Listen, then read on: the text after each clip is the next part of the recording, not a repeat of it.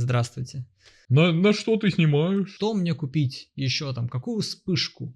А с какой схемой света снимать пиццу? Достаточно странная тема. Такой ты вообще жопошник просто. Спасибо.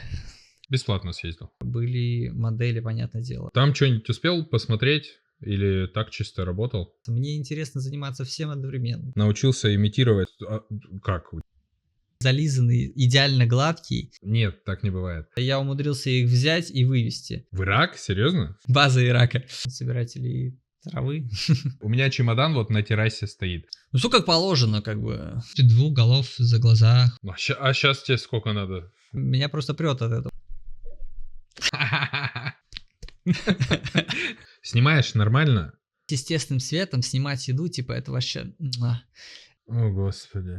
А поехали, типа, может, в Дубай потусим? Я в Дубае не был, и я не хочу. Скажи мне, пожалуйста. Ничего жрать не дают. Типа Дубай, с людишками не хочу. Ты с этим согласен? Ты вот приехал и уехал. Во, это очень хорошая мысль.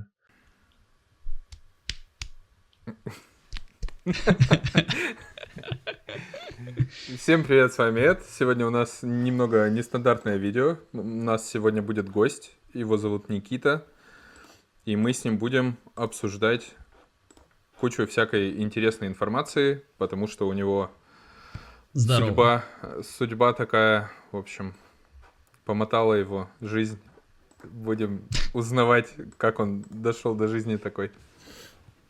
Так, первое, что мы будем делать, это я буду говорить, кто ты такой. Кто я такой? Кто ты такой? Давай сейчас зайдем. Ник у тебя Брусникко. Мы ссылочку на тебя оставим под этим видео. Кто вдруг кто-то захочет подписаться на тебя. Не знаю, конечно, но... Не надо. На всякий случай. Так. Никита Ковалев, фуд-фотографер Дубай. Короче, сейчас Никита живет в Дубае. Мы об этом все у него расспросим. Туда он переехал, как это, не знаю почему. Когда примерно? В сентябре, в октябре? Или ты раньше переехал? Я переехал примерно спустя год после того, как мы только решили записать этот подкаст. Ой, ну да, нет, про подкаст мы тоже сейчас поговорим, но ты вообще уехал... В 22-м. Но ты раньше, по-моему, уехал. В марте. В марте, вот. Ты типа... Да. Первоволновой. Ну, типа, мы это ничего обсуждать не будем, это уже везде 1000 раз обсудили, это, ладно, за скобками оставим. Короче, переехал ты из Питера, и в Питере ты был прям успешный фуд-фотограф, много всего снимал, красивого. Мы с тобой там даже развиртуализировались, ты приходил в каком-то лохматом тоже году. Да. Когда я еще проводил какие-то мероприятия. По-моему, это ковид был. Это был ковид, но типа...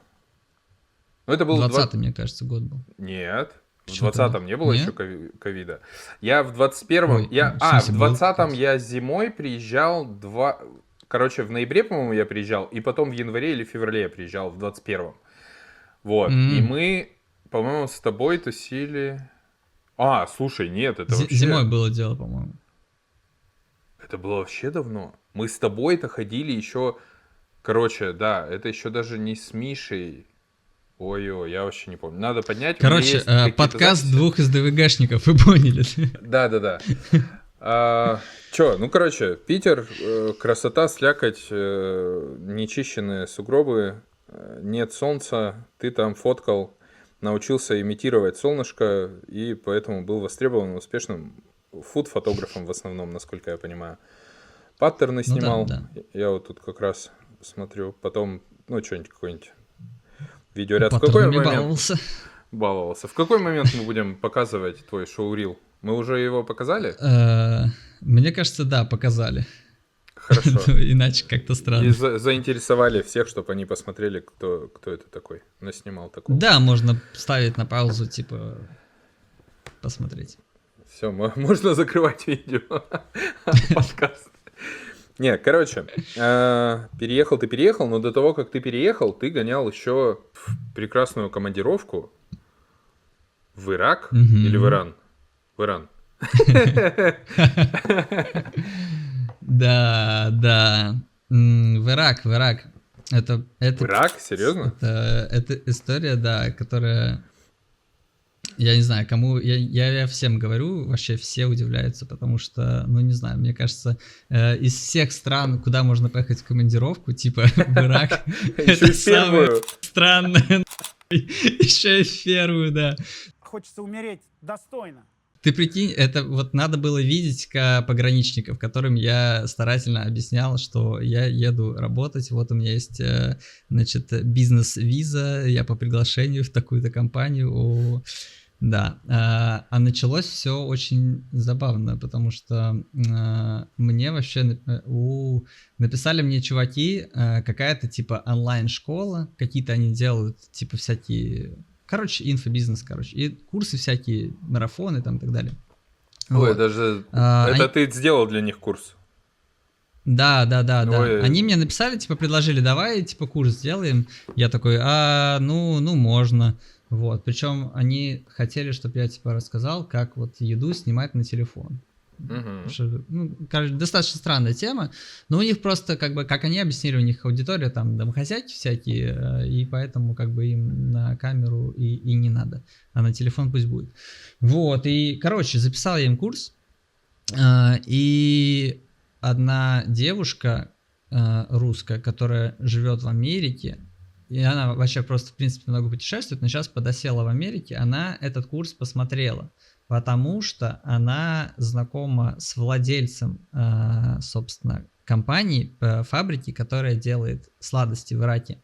Они вместе путешествовали. Вот, и она ему помогает просто по бизнесу, и она решила этот курс посмотреть, чтобы хотя бы чуть-чуть прошарить вообще, как снимать. Вот, ей очень зашло, она на меня подписалась, и спустя какое-то время, тут как бы представьте себя на моем месте, в директ прилетает сообщение: «Йоу, здорово, не хочешь в Ирак слетать поработать?» Конечно, да. Да, конечно, да. Не, ну, слушай, я как бы долго не думал, на самом деле. Да, я Ну, понимаю. вообще интересно. Я, конечно, я охерел сначала, но, слушай, понятное дело, что куда попало, там тебя не отвезут.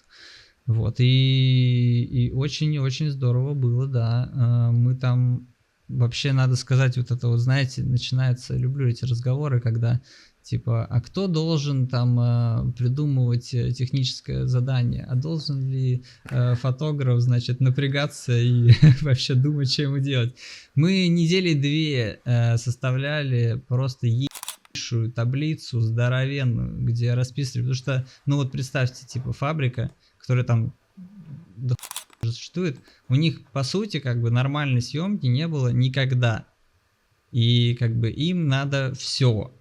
Все и за одну поездку, и это трэш. Мы там снимали, короче, и на белом фоне каталожку, и мы снимали всякие там прикольчики на цветных фонах, мы снимали производство, мы там подкрепим картиночки же, да?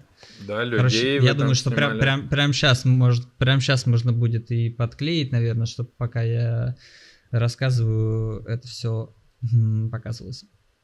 Да, и там, причем единственное, что мы упустили тогда, и что насчет чего я на самом деле больше всего расстроился, потому что, в общем, они там делают такую штуку, похожую на нугу, что ли. Такая тянучка, короче, белая, с фисташками. Вот. И, в общем, вот эту вот белую основу они делают, типа, из каких-то листьев супер измельченных. Короче, супер эко-штука. И у них есть а-ля такая ферма, где они все это, собственно, собирают, там, листики эти, и отправляют уже на производство. И мы должны были туда поехать снимать. Но прикол в том, что эта ферма находится где-то на границе почти с Ираном, и там, типа, у них какие-то, типа, терки между этим друг другом. И плюс ковидные ограничения, из-за которых там что-то перекрыли, и вот мы туда не попали. Мгм. Вот. Это грустненько было, потому что, ну, я прям хотел, знаешь, такого чего-то аутентичного поснимать, каких-то вот таких собирателей травы. Было бы прикольно. Ага. Ну а в каком году ты гонял в эту командировку? В 21-м. Мы, честно говоря, примерно раз в полгода пытаемся организовать новый трип, но что-то все никак не В срастется. смысле, к ним сгонять, еще раз поснимать? Да. Причем сейчас это намного легче, потому что, ну, из Дубая легче прилететь и дешевле. Но я вот сейчас, у меня сейчас после увольнения я думал, что будет много свободного времени. Я даже начал, типа, делать ТЗ, но времени нет пока ни хера, не Ну, знаю. с Я ДВГшников очень хочу нет съездить. никогда времени в любом случае. Да. Да не, ну просто на самом деле, конечно, круто, что съемки идут, но я все равно хочу в Ирак съездить, найти время. Снова. Мгм. Вот Кайф- получается, кайфово. с 21 года, считай, ты весной где-то гонял, по-моему, да? Мгм, в апреле. Вот, перед этим Рамаданом. Не, как раз, ну да, перед, Он в мае, по-моему. да. Я просто, мне Ну там присылали, по-разному. мне присылали в каком, слушай, году? В 21-м же мне Эмирати Нац присылали, у меня до сих пор есть красивые коробочки. Видел такое, нет? Да, вы снимали втроем. К вам еще девочка прилетала. Не, которая девочка живет. прилетала, ей потом отошел мой этот заказ, потому что они меня не повезли. Я рассчитывал, что они меня повезут, да, а Понятно. они ее как-то, короче, нашли. Но там такой чувак, он, то есть владелец или кто-то, вот контактное лицо, он смотрел мой YouTube-канал, и благодаря этому он написал мне, говорит, можешь ли ты поснимать? Да. Я говорю, я могу. Он, короче, у меня чемодан вот на террасе стоит. Он мне просто собрал в чемодан этих орехов, он купил новый чемодан, отправил, я его в сдейке принял, и все, и, короче, мне оплатили там по хитрой схеме, и это... Я поснимал, достаточно прикольно. Ну, короче, мне понравилось. Они, правда, хотели побольше вот этой коробки. И, типа, видимо, была мысль про людей каких-то, а я на такое с ними не договаривался, и не знаю. Не знаю, как, короче, у них там Подожди, дела, только но... вы же с Никитосом вместе вроде снимали, нет? Нет, я это снимал один.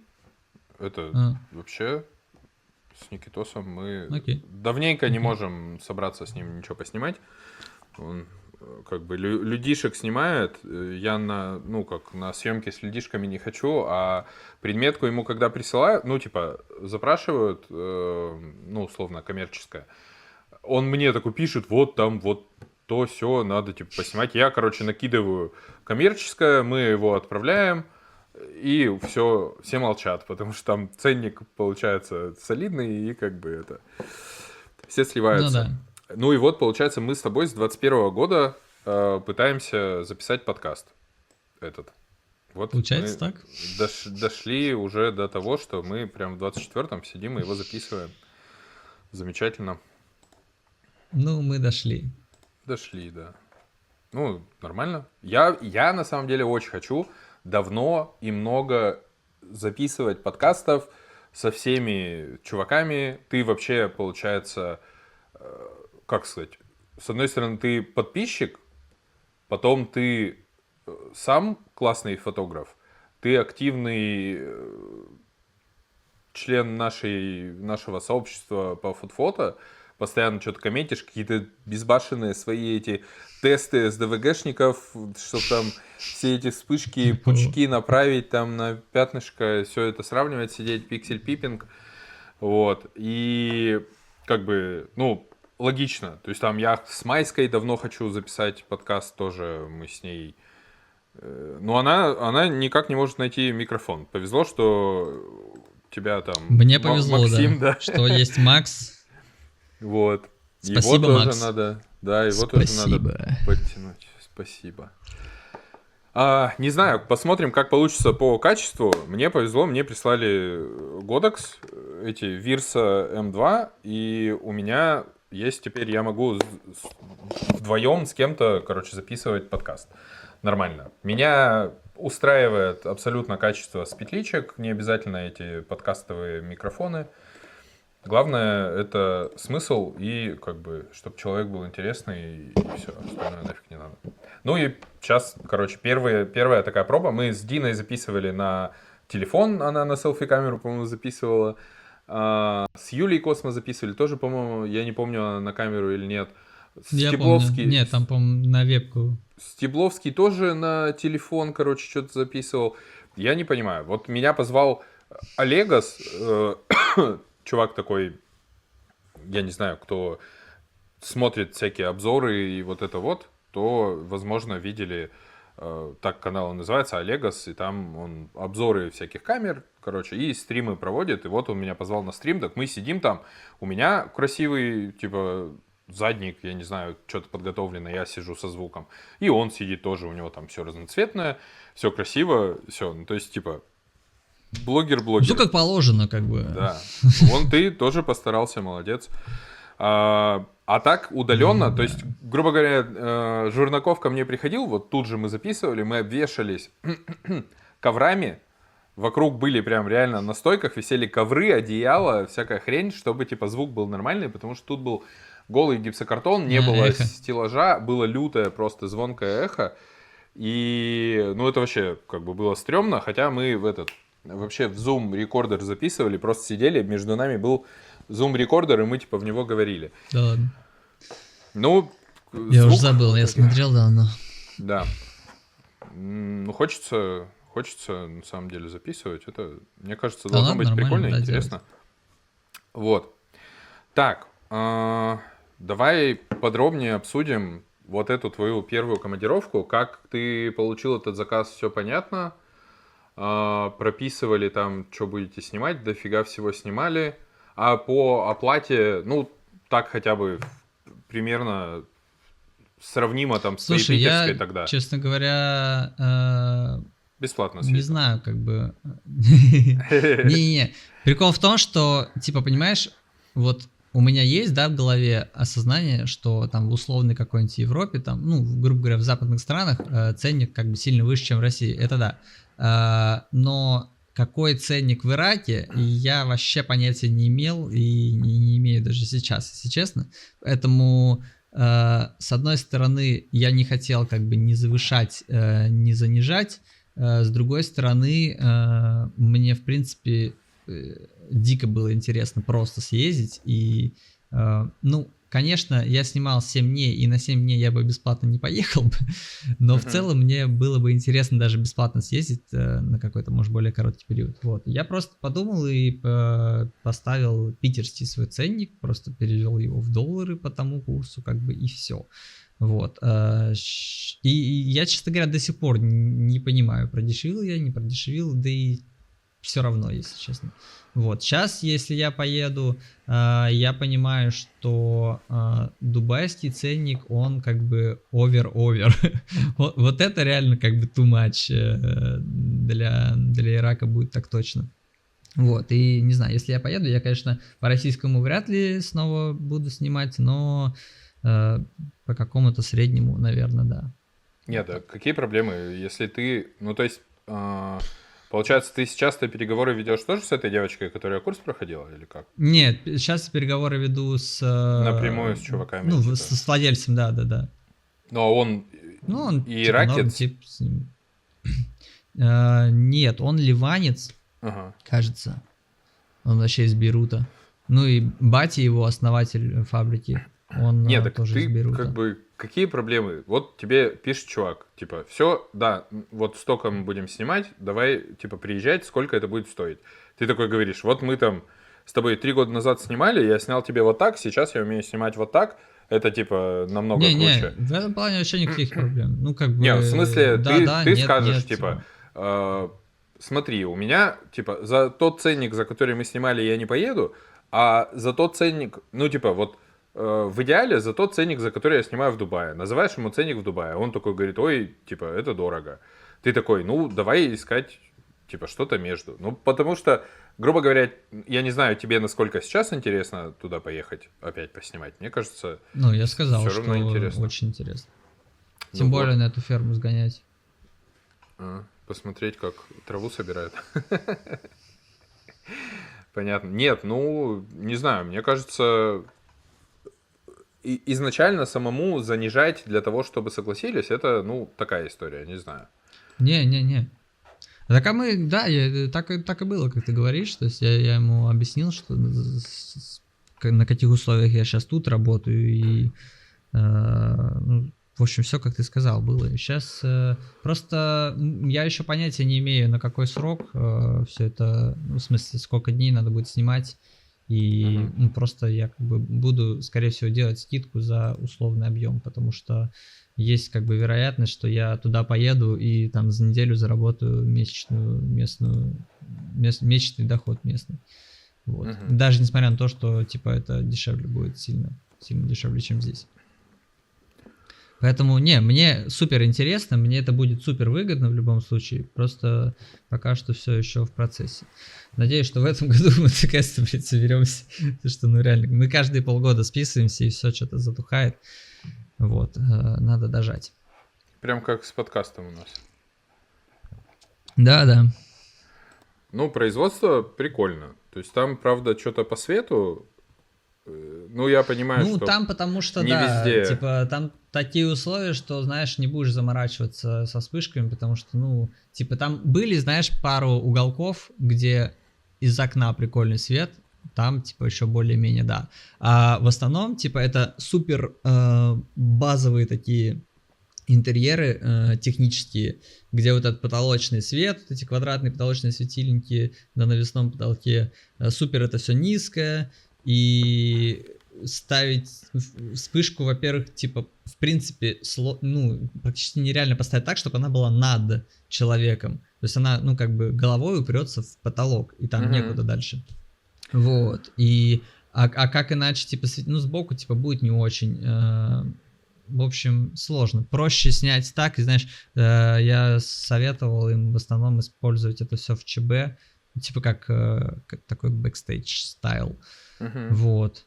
Не, ну чувак, который там карамель какую-то тянет, он нормально, со светом, с хорошим. И фисташки, где сыпятся, тоже прикольно. Да, ну там, где вот из окна нормально прилетает, там, да, не, это со вспышкой, это не из окна. С карамелью это точно же со вспышкой. Мне кажется...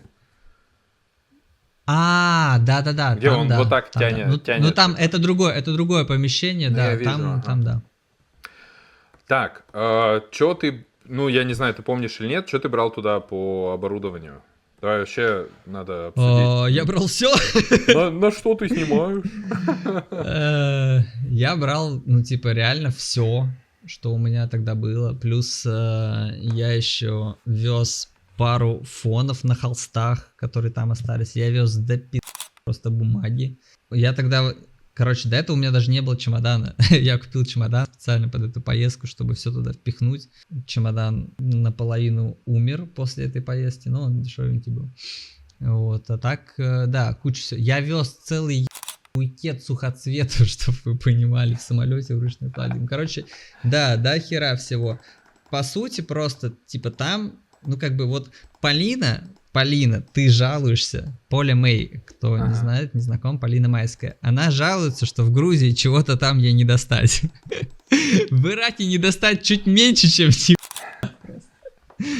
да, и все надо было вести, потому что, ну, как бы, окей, можно, знаете, запаривать местных чуваков, дядечек, которые вообще не шарят, чего и как должно быть, чтобы они что-то искали, но это гиблое дело, и проще перевести свое, если честно.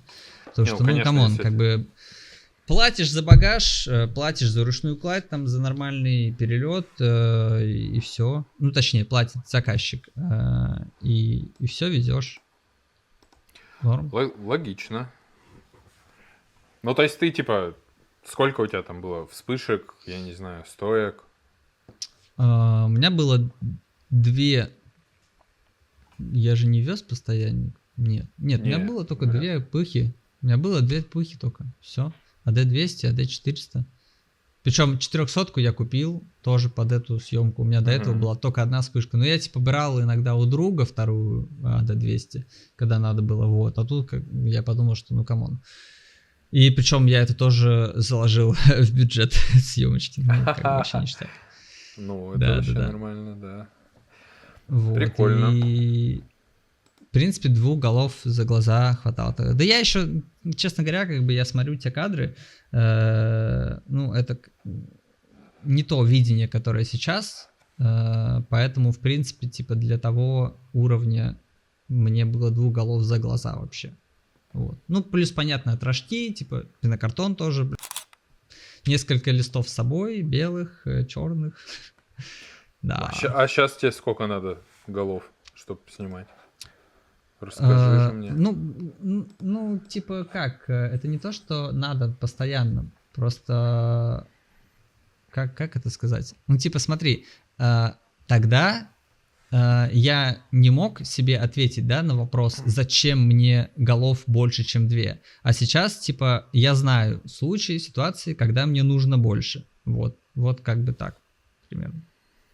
Ну, блин. И, в принципе, типа, ну, это как работает? Типа, я и сейчас могу и с одной головой снимать, и будет ок. Типа, и мне там, и заказчику, но просто... грубо говоря, мне скучно, и я могу упороться и придумать сценарий, где мне требуется больше, чем 1, 2 там, или 3. Вот так. Ну и то, если ты хочешь упороться, и у тебя не самая скоростная съемка, ты можешь переставить одну вспышку и получить все то же самое, что и с 5. Ну, типа как... Ну, в смысле, да, если ты композинг свету, сделаешь, да. Это я постоянно практиковал, да. И Ну, я имею в виду, что вот мечта всех людей AD100, которая мощнее, чем AD200, дает жесткий свет. Ну, единственное, только у меня... я охерел, когда я увидел, что она мощнее, что она такая же, как 400-ка на зуме. Это я вообще охерел. Это да. У меня единственное на одной, у меня вот их 2, и у меня на одной зум, похоже, сломался. Он там как-то кряхтит и не очень хочет ездить. Я не знаю, надо отправить, наверное, в Питер, чтобы мне починили. Вот. Но вообще, блин, кайф. Ну и еще, конечно, там единственный недостаток, про который все там спорят и говорят, это зеленоватое это стекло. Ну, кто у нас? По-моему, Денис. Я пока ничего не снимал такого, чтобы заметить. Ну, такого чистого серого. Да нет, там как бы заметно, когда ты смешиваешь с другой да, это понятно. технологией вспышки. Типа, если ты берешь даже вот AD600 и AD100, там, если ими 2 голыми светить, то там будет четкое разделение между розовым и зеленым. Вот. Но опять же, если ты на вспышке используешь софтбокс, то все уже. Уже тебе ничего не поможет. В смысле, софтбокс все равно дает каст либо зеленый, либо желтый, либо розовый, и как бы все равно не причешешь до конца, либо на посте, либо забить болт вообще. Я забиваю болт обычно. Легче всего увидеть эту разницу, если посветить через один и тот же фрост, ну, очень близко просто поставить 2 разные пыхи, AD100 и еще какую-нибудь другую, вот супер близко к фросту, и получить 2 пятна в одном кадре, грубо говоря. Просто прям на фрост снимать камерой, и вот тогда можно прям очень хорошо увидеть. А если ты снимаешь там, тем более с модификаторами, там на каком-нибудь, не знаю, красной шторе, то, естественно, там не видно. Ну, логично. Такое. Зачем светить 2 вспышками на кусок фроста, чтобы увидеть что-то и расстроиться? Не, ну если это супер в практическом применении это не нужно. В практическом применении, не, почему? Очень легко это все представить, если ты снимаешь какую-нибудь условно серую на сером фоне, то, опять же, если ты светишь голыми какими-то приборами, то это может быть заметно, да. Такое. Но, как бы, это надо понимать, что у тебя и модификаторы тогда будет видно, что они маджентят там или зеленят. В принципе, типа, чем серее у тебя условия, чем нейтральнее в смысле по цвету, тем будет заметнее любые косяки. Да. Либо ты можешь saturation убавить на фоне просто, и все, он будет серый. А на объекте ты уже не увидишь особо ничего, если он цветной. Ну да. Так, ну понятно. Короче, съездил, прикольно, заработал, купил вспышку, все свозил. Там что-нибудь успел посмотреть Или так чисто работал? Да вот, это опять же упущение. Я после этого понял, что нафиг надо снимать больше 3 дней подряд, тем более в какой-то другом городе, другой стране, потому что, ну, я 7 дней подряд ебал, и мы 1 день там погуляли, пару часов, и то, как бы это было, знаешь, мы ездили сдавать ковид-тест, ПЦР, на обратный путь мне надо было, вот, и после теста мы, типа, погуляли 2 часа. Ну, там прикольно, как бы, там можно, да, погулять. Хотя, А вы типа, с женой не гоняли то, что... или что?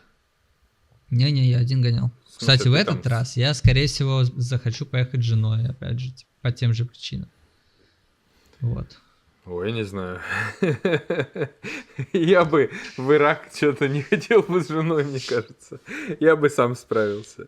Слушай, там, кстати говоря, я очень удивился, но смотри, это типа Ирак, есть разный Ирак. Ну, есть понятно. Ирак, который южный, где вот Багдад, это типа основной Ирак, грубо говоря, база, короче, база Ирака. А есть северный регион, где я был, это называется Курдистан, и они типа как автономная республика, то есть вот у курдов, у населения курдов, у них нет своего государства, они там по разным государствам живут, но вот в Ираке их это автономный регион, он как бы наиболее независимый из всего, что только сейчас у курдов имеется, грубо говоря. И у них там типа свое правительство, они свои визы выдают. И я удивился, что у них достаточно все евроэпизировано. Типа у них очень много женщин ходят, ну как, типа у нас. В смысле, без там, с непокрытыми волосами, вот это все, типа нормально. Вот, и это меня прям прикольнуло. Хотя, типа, понятно, что в традиционной одежде тоже есть. Это было до того, как Америка свалила из... А, да, они из Афганистана свалили. Да, до того. Ты сравнил. Да. Знаете, Мало ваши ли, может, станы. Да. Ну, в Казахстане нормально все. Тоже стан, но там все хорошо. Я знаешь, как называю? У нас в Дубае же, ну, Дубай же, он, понятно, не весь, как бы из Бурдж-Халиф состоит, Конечно. этих ваших. В общем, когда сворачиваешь какие-нибудь райончики, где индусы живут, я это называю Бирьянистан. Знаешь, что такое бирьяни? Нет. Бирьяни, типа, еда их супер традиционная, даже не знаю, с чем у нас сравнить. Короче, это такой рис, вареный, запеченный, хер знает, с какими-то там измельченными кусками мяса, там, овощами, и они его хавают руками. Вот у тебя есть, грубо говоря, пакетик такой, кулек, типа, и они прям руками ебут этот рис. Вот, называется бирьяни. Это стритфуд, который вот так вот нахерачивают все туда, нет? Это не то, что стритфуд, это, в принципе, типа супер традиционная домашняя еда и стритфуд в том числе. Грубо говоря, вот есть даже мем в инсте, чувак спрашивает у индуса, типа, если бы было одно блюдо до конца жизни, что бы ты выбрал? Ну, бирьяни. Покажешь потом этот мем, Вот. мы его вставим, а то, я думаю, никто не понимает, что такое бирьяни. If you could have one meal for the rest of your life, what meal would it be? Chicken biryani. Chicken what? This is Indian food, chicken biryani. For breakfast, lunch, dinner. This is lunch and dinner. But you have to have this only one meal for the rest of your life. No, Not this one. not this one. Which one? Many. No. The question is you can only have one. For whole life. Yes. Chicken biryani. После командировки, но до того, как ты переехал в Дубайск, ты работал в большой команде.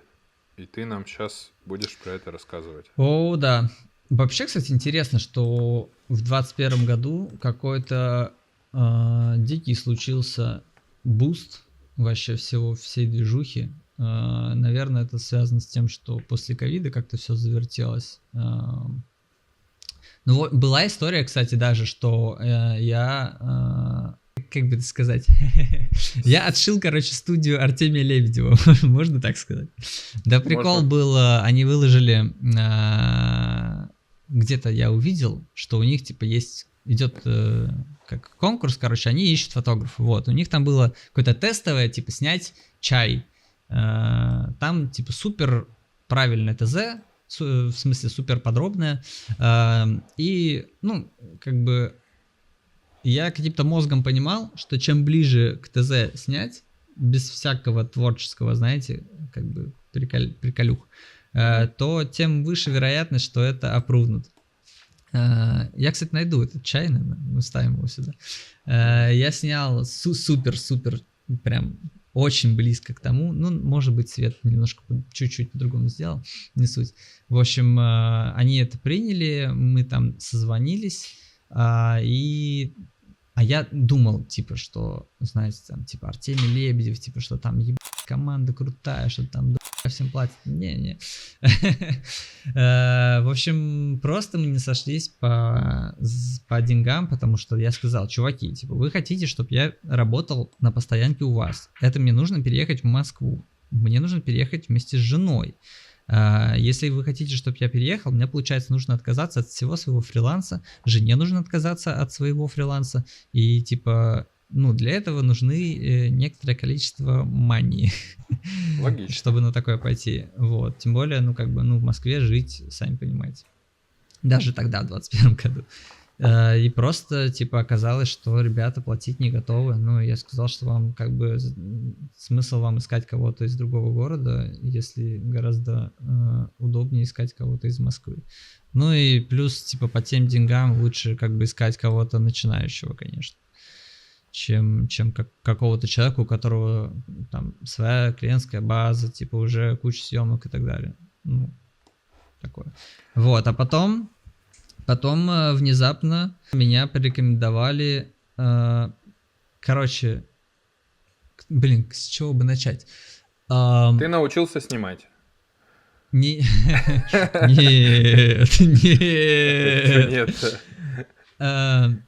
Смотри, такая история. Большие компании обычно же нанимают агентство, правильно? И какие-то сторонние продакшены для производства контента, вот. Такая компания, как Азбука Вкуса, они решили всю историю поменять, переделать. В общем, они решили сделать свой продакшн внутри. Это достаточно, как бы, такой большой серьезный челлендж, сделать какое-то нормальное производство. Ну, в общем, у них получилось, и в свое время их продакшн был супер известным, на него писали кучу статей всяких, VC, по-моему, писал, сходу не вспомню, кто еще, но VC точно писал. И они большие молодцы, вот. Но, как бы, продакшн находится в Москве, Азбука России по всей России, Азбука Вкуса. Азбука Вкуса по всей России, и, в общем, им понадобилось, чтобы в Питере был какой-то тоже чувак, который будет что-то снимать, вот, и через сарафан, через какой-то там Facebook и Telegram-чаты я вышел на Алену. Алена, собственно, продюсер, по-моему. Ну, в общем, Алена всю эту движуху заварила и все это построила сама. В общем, и мы списались, созвонились, и так я стал чуть-чуть подснимать чего-то в Питере для Азбуки Вкуса. Вот, но потом так случилось, что Алена ушла, и надо было снимать ребрендинг. У Азбуки был, типа, супер большой ребрендинг, типа, целая история, прям все там у них менялось, и вот для этого ребрендинга надо было снимать картинки. У них, типа, в магазинах, кто не знает, висят такие, ну, в общем, много всяких плакатов висит, прям распечатанных. Есть и на телеках, но в основном распечатанные картинки в большом формате, в разных отделах, там, условно, не знаю, отдел мяса какой-нибудь, вот картиночка, типа, с мясом. Какой-нибудь, не знаю, отдел кондитерский, там тортик висит, такая история. Вот, и мы для этих картинок, которые будут висеть по всем магазинам, снимали фотографии. И вот это была просто лютейшая прокачка. Я вот говорил, что в условном апреле я понятия не имел, зачем мне света больше, чем 2 головы. Так вот, в сентябре, типа, я, как сказать, преисполнился в своем познании. Там у нас просто было куча народу. Было 2 гафера, были модели, понятное дело, фуд-стилист, реквизиторы, арт-директор, понятно, повар, господи, кажется, я вспомнил всех. Отдельная, конечно, благодарность Тае, потому что Тая финская, может быть, кто-то знает, она работала фотографом, когда еще была Алена продюсером и руководителем. Вот. А когда так получилось, что Алена быстренько ушла, Тая взяла на себя смелость как бы стать, исполняющей обязанности, грубо говоря, такого руководителя. Хотя, по сути-то, она просто фотографом была. Вот. Ну и, в общем, с трудом, со старанием с большим, но мы это все вывезли, и она молодец, что она собрала. И, собственно, она, по-моему, мне и написала, чтобы я приехал с Питера и снимал, потому что, получается, если она не может снимать, у них остается только один фотограф, вот, а нужен второй.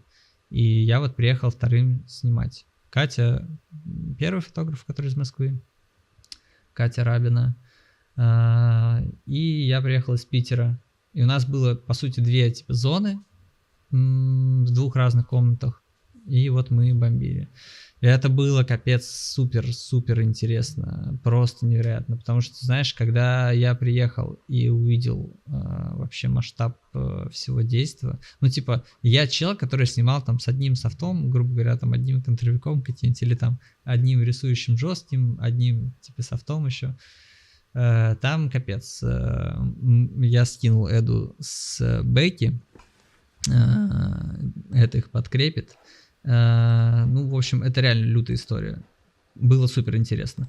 Первые, наверное, пару кадров, точнее, мы снимали 3 дня, по-моему. Вот первый день я прям наблюдал, грубо говоря, за светом, потому что,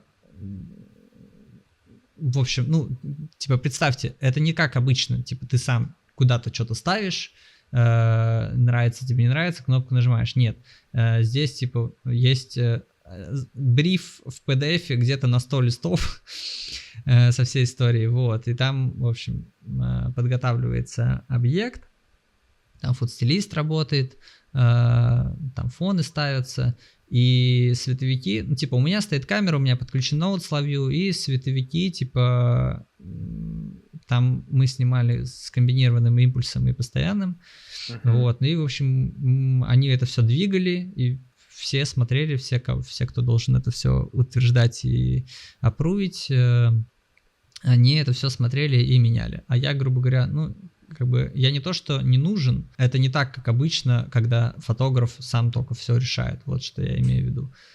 Я тоже, естественно, там говорил, допустим, вот это там сюда подвинуть будет, там все такое, Поначалу я наблюдал, да, как все это происходит, но прикол в том, что я сказал, что у нас 2 гафера на 2 фотозоны. В общем, так получалось, что они, вдвоем то у меня, то там у Кати.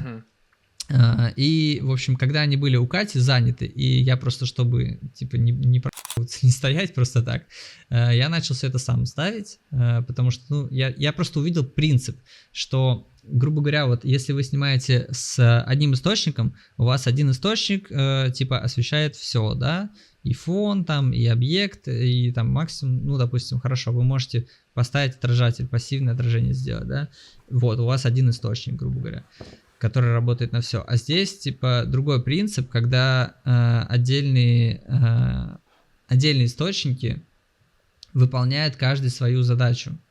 И это совсем другой подход. То есть свет, который светит на... Даже если разбирать весь объект съемки, то могут быть источники, которые светят на разные участки этого объекта.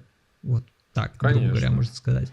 Это как обычно эта тема про рисующий, заполняющий, контровой, боковой, вот эти все цвета, а в предметке и, в еде, по сути, у тебя все рисующие. То есть, вот я смотрю, у тебя стейк того, да, на кости, и я вижу, где, откуда и какой свет на него стоит, который решает какую задачу.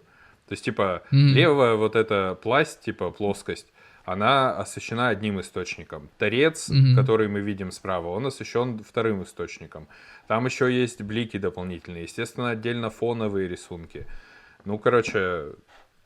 Логично, что... Надо сказать, почему так делается, потому что прикол в том, что, типа, если ты пытаешься одной какой-то головой сделать много разных задач, грубо говоря, там, осветить несколько граней, да, или, типа, не знаю, нарисовать несколько бликов, в общем, сделать несколько разных то, что тебе нужно, то ты можешь столкнуться с какими-то компромиссами. Ты можешь столкнуться тем, например, что у тебя, типа, две грани освещены одинаково, типа, а хотелось бы, чтобы одна из них была светлее, другая темнее. И вот как раз-таки в этом случае разные головы, они решают эту проблему, когда ты можешь, грубо говоря, по пальцам вот так вот сделать один цвет сюда, и ты отдельно все настраиваешь, и это супер удобно.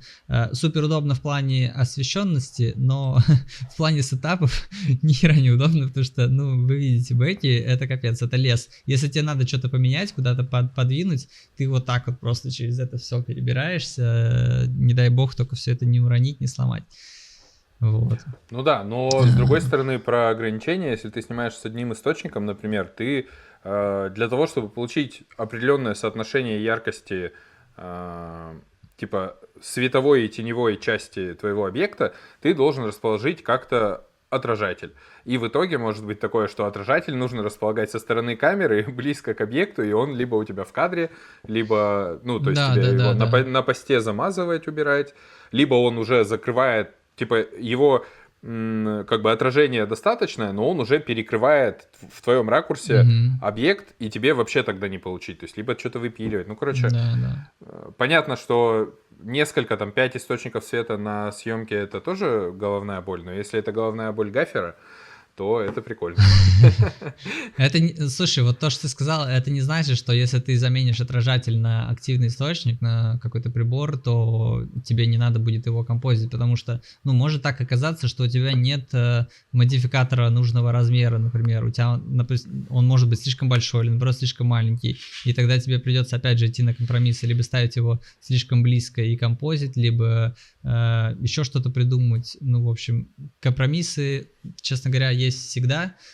Просто самая главная мысль тут, чем шире у тебя инструментарий, тем легче тебе работать, потому что у тебя есть выбор. Вот. Там, конечно, это просто кладезь, то есть у тебя есть источников столько нужно. Нет никаких ограничений. Любые рамы, модификаторы. Ну, потому что там у них, вы представляете, типа своя студия огромная, где есть все. Плюс я еще свой чемодан весь привез. И они, кстати, у них в основном был про фото, плюс гаферы привезли с собой постоянники, которыми мы через проекционки светили, через френельки, ну, в общем, делали фон. Грубо говоря, постоянники нужны были только для фона. Импульсами мы делали все остальное. Вот. И они вообще не знали, что такое Godox. И когда я, знаете, привез свою 200-ку, короче, с этим колпачком, который мини-снут, типа, о, что это такое? Типа...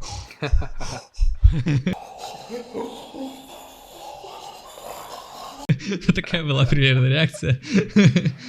Но все заценили, да, потому что, опять же, АДшка с вот этим колпачком — это супер удобная вещь, потому что это и очень-очень жесткий источник, в смысле маленький по размеру, и при этом он сам по себе маленький форм-фактор, в отличие от головы профото какой-нибудь, да, его удобно куда-нибудь запихнуть, или его можно просто в руках, типа, ты там мышкой нажимаешь пультиком на камеру, и АДшкой, типа, просвечиваешь везде, где надо просветить, и потом это композишь, типа, супер удобно. Типа, чем больше у тебя инструментов разных, тем прикольнее работать. Такая мысль, наверное. Логично. Ну, опять же, вот... Ну, да, типа, это очевидно очень. Нет, прикольнее, не прикольнее. У меня вот возник вопрос. Я, на самом деле, в больших командах снимал мало. Ну, то есть так, чтобы прям... Я даже сейчас тебе ничего не вспомню. Я помню, что я снимал. Мы снимали точно с Антоном Гафером, но он прям крутой гафер, но он для людей, это вот когда Кристина прилетала в Екатеринбург из Дубайска, и мы снимали с Журнаковым, там Антон Семечкин, это гафер, которого на людей Журнаков обычно берет, у Антона своя студия, мы там вот тусовались, это весело, прикольно, вот, ну и вообще, когда как бы мы с Журнаковым гоняли, когда в Краснодар, я был гафером, он был фотографом. То есть я там с людьми никак не взаимодействовал, я только следил, Да, да. чтобы свет был прикольный. И это прикольно, но это недостаточно большие команды. То есть там у нас не было продюсера на съемке, у нас не было, я не знаю, там стилистов каких-то особенных. То есть там типа Кстати, мейкап да, сделали стилисты и ушли. Вот. И мне интересно, тебе вот этот стиль съемки, он нравится больше, чем соло? Или как? Вот как ты относишься? Не так, ну, типа, это нельзя сравнивать, камон, ты как бы задал такой вопрос, типа, понятное дело, это очень достаточно очевидно, что нельзя сказать, что нравится что-то одно, а другое не нравится. Просто прикол, что это про разное. Прикол соло съемки в том, что ты сам себе хозяин, ты сам все делаешь и ну, грубо говоря, вертел чье-либо мнение еще. Вот. Ну, я вообще достаточно жесткий в этом плане, как правило. Типа я сам навязываю заказчику, что я хочу делать, и убеждаю, почему это прикольно, если человек не согласен. Понятно, что это не в сети, типа, естественно, я слушаю, что хочет заказчик, кому он платит деньги, типа, но это не так, что у меня не бывает таких клиентов, это, наверное, да, 100%, у меня не бывает таких клиентов, которые только бы мне диктовали, как они хотят делать, и чтобы мне это при этом не нравилось, и чтобы я так снимал. Таких нет. Как правило, это либо компромисс какой-то, либо я навязываю я всегда стараюсь навязать свое какое-то видение. Просто потому, что мне так по приколу, потому что у меня больше всяких хотелок творческих. И поэтому, кстати, я считаю, что вот то, что мы делаем, это ни хера не ремесло. Вот ремесло — это поставить один сетап на каком-нибудь белом фоне и тупо кнопку нажимать, как бы, и менять, чтобы кто-то там менял, переставлял. Вот это ремесло, да. А когда ты вносишь какое-то свое видение и какие-то свои хотелки воплощаешь, типа, ну, грубо говоря, изменяешь что-то, чтобы было так, как тебе нравится. Вот это, на мой взгляд, уже творчество. И поэтому я очень, как бы, меня поджигает, когда кто-то говорит, что вот то, что мы делаем, это типа ремесло. Нет. Вот. А что касается команды, тут другой прикол в том, что если... Опять же, надо говорить при условии, что те ребята, с которыми ты работаешь, они тебе как-то близки. Если у вас случается какая-то синергия, и вы друг друга подпитываете каким-то визуалом, то это намного круче, чем когда у тебя одна голова, и ты воплощаешь только какие-то свои хотелки. Потому что в результате, благодаря взаимодействию нескольких творческих единиц, как бы прозвучало официально. Короче, когда много людей, это капец круто, потому что, типа, кто-то один что-то заметил, кто-то другой заметил другое, и в результате картинка улучшается, и потом все такие стоят и вот примерно так было в Азбуке у нас. Это на сегодняшний момент все еще самая пи***тая съемка, которая у меня была, наверное. Да. Даже если сравнивать с соло, наверное, в плане именно какой-то творческой энергии, это все еще было самое крутое событие. Так, а теперь объясни мне, в чем была там неадекватность моего вопроса, если ты только что на него ответил, что в команде крутой снимать круче, чем соло. Я не сказал, что в команде снимать круче, я сказал, что это по-разному. Это не значит, что типа все остальные съемки после съемки в Азбуке, когда я снимаю один, мне скучно, и я типа сижу вот так вот и вспоминаю, как же было замечательно и уютно, о господи. Нет. Это просто по-другому. Ты пытаешься на двух стульях усидеть, как я это вижу, и как обычно вот там мне люди вопросы задают, когда я им отвечаю, мне там часто в комментах прилетает, что если говорить о развитии фотографа, о его инструментарии, который ему доступен, да, в итоге ты должен выбрать свою роль в большой команде, потому что сейчас объясню, что я имею в виду. Меня там спрашивают, вот там фуд-фотограф должен и вот это, и вот это, и вот это, и вот это там. И свет поставить, и все привезти, и пропы все привезти, и выбрать, купить, держать актуальные под все там текущие тренды, и фоны все покрасить, и привезти, и бумаги накупить. И, значит, все это притащить. Самая боль всех девочек, фуд-фотографш, это то, что надо таскать все это говно. Что еще? Ну, естественно, ретушировать все должен там прописать... ну, не сценарий, а вот это, типа, подготовку всю к съемке, там все рефы, стили, примеры, чтобы все подходило. Вот, типа, и швец, и жнец, и получать он за это должен, там, условно, 5000 рублей в час. А то, что отдельный фуд-стилист получает, там, ну, например, я не знаю, тоже 5000 рублей в час. И если ты хочешь, как бы, чтобы все было на крутом уровне, то ты не можешь заказать себе фотографа за 5 и получить все. Это как бы один момент с точки зрения заказчика, ну вот заказчик-исполнитель. А второе, это когда мне там говорят, что а ничего, а мы любим вот там постайлить. Так ты тогда стайли, не хватает стилистов, например, и ты любишь стилизовать, но ты не оформляешь это в услугу, а ты оказываешь услуги по фотосъемке, которая не твой конек, и тебе не нравится таскать все это, тебе не нравится, я не знаю, обрабатывать, ретушировать, не нравится, ну, не так нравится снимать, как стилизовать, например. И ты все равно боишься и не развиваешься в стиле, то есть ты не идешь к другому фотографу на съемку, стилистом, за практически те же бабки, минус там, тебе не нужно оборудование брать, тебе не нужно все тащить, тебе не нужно ретачить потом, ставить свет. Ни за что это не нужно отвечать, ты можешь только стилизовать, и ты за одну съемку будешь прокачиваться в 10 раз больше, чем за 10 своих съемок, где ты и стилизовал, и типа ставил свет, и фоткал, и обрабатывал потом. Ну, короче, и каждый должен для себя понять, вот представляешь себя работающим в команде, на какой ты позиции, за что тебя позовут в большую команду, где все супер крутые, в чем ты супер крутой. Ты не можешь на любое свободное место попасть. Ты должен в чем-то выделяться и быть супер крутым. Ты в азбуке был фотографом.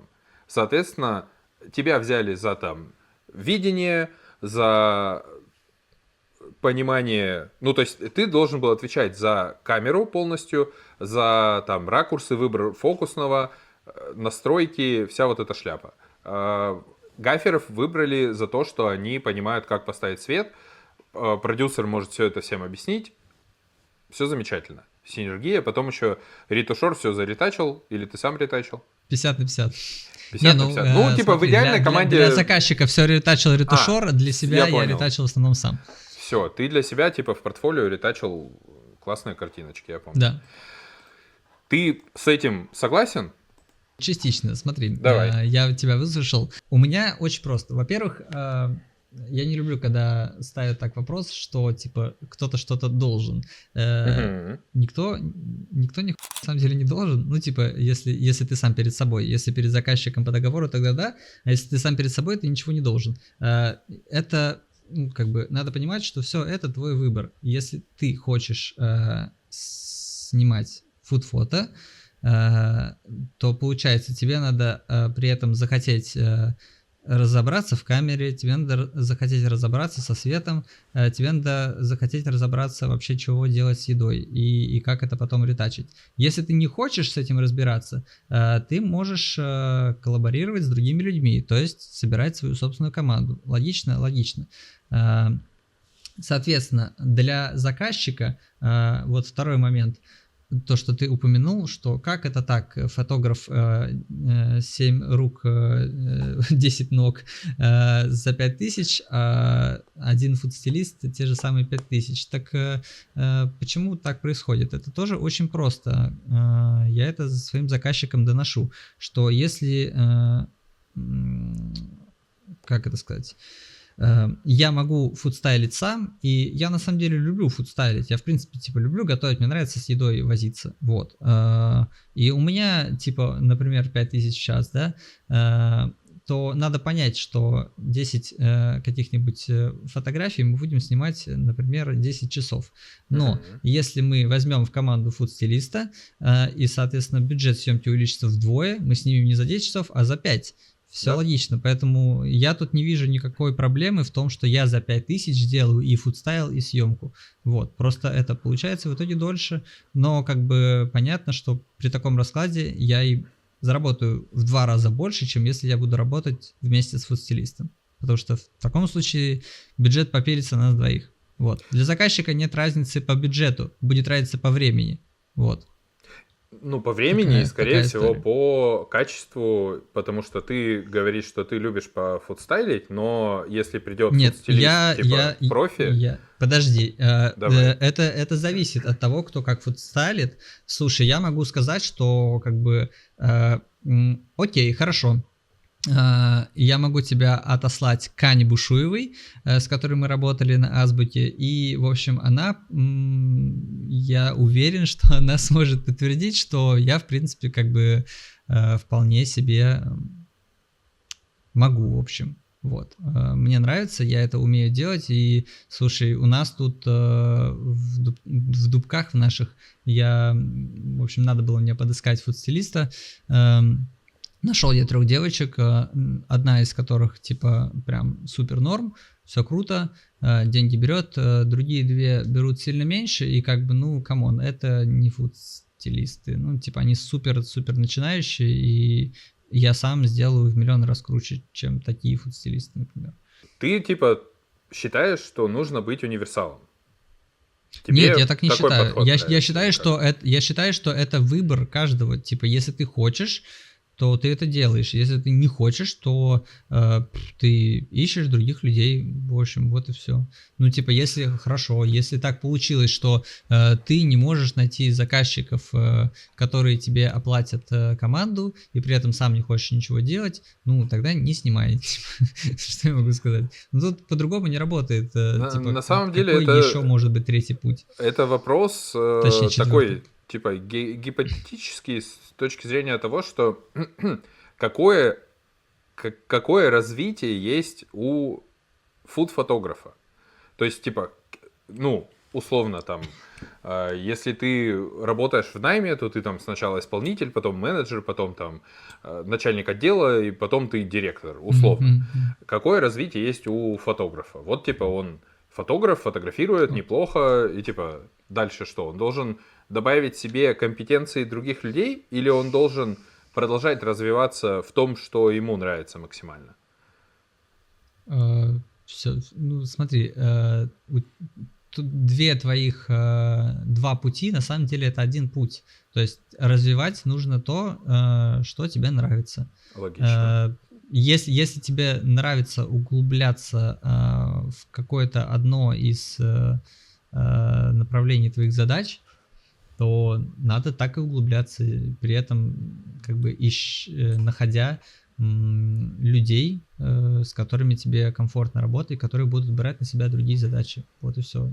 Это все зависит. То есть ты можешь сам вырасти до продакшена, до своего, став в итоге каким-то руководителем. Ты можешь вырасти в супер крутого соло-специалиста, которому по кайфу делать все, который обожает все, что он делает, и который просто забирает весь кэш 100%, скажем так, в одно рыло и уходит довольный. Ты можешь расти в плане как одна единица в каком-то другом продакшене. То есть, типа, продакшенов в мире великое множество.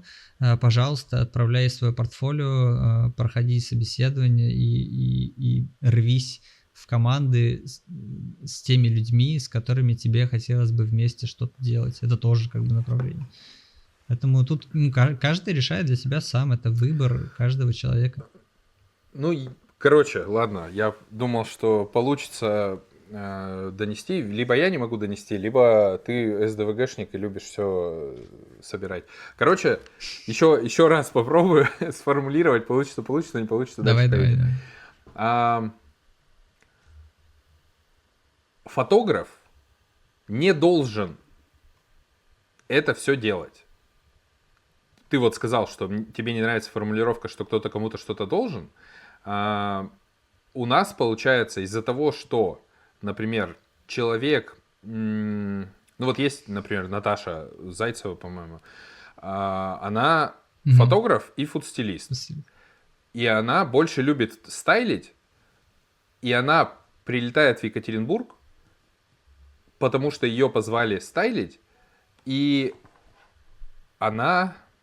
Так, еще какие-то уведомления. Она не хочет фоткать и возить с собой, как сказать, в командировку. Набор фотостилиста? Набор фотографа. Она наоборот. хочет быть стилистом. Ей нравится стайлить больше, чем снимать. Но она, когда разговаривает с заказчиком, заказчик говорит, ну вот нам нравится, типа, вот именно ваше, типа, как вы вот и снимаете и стайлите. Ну окей, это такое бывает.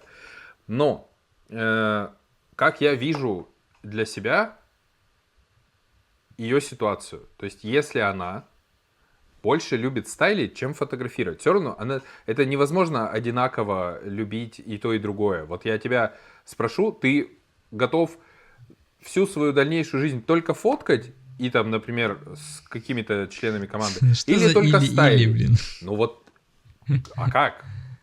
Как еще можно Ну, узнать никак, ну, ответ? типа, Почему? Я не знаю, что я... Что больше чем тебе я нравится, готов. фотографировать или стайлить? Я не могу так сказать. Ну, типа, реально, я не могу так сказать.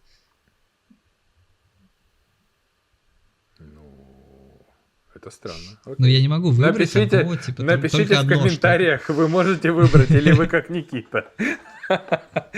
Не, я не... Блин, ну я не могу так, не знаю. Ну хорошо, Я не понимаю, как можно сказать, типа, только вот это.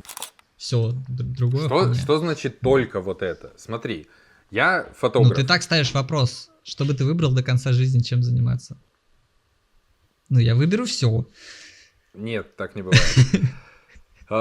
Я фотограф, я не могу сказать, что я умею стайлить, но я этим занимался, и все оставались довольны, все окей. С чем-то я вообще не умею работать, с чем-то я умею работать лучше, типа там, условно, какую-нибудь пасту выложить, поправить нормально, супы не очень люблю, а там, типа, роллы вообще не люблю, редко снимаю, и предпочел бы, чтобы кто-то другой их стайлил точно, не хотел бы этим заниматься.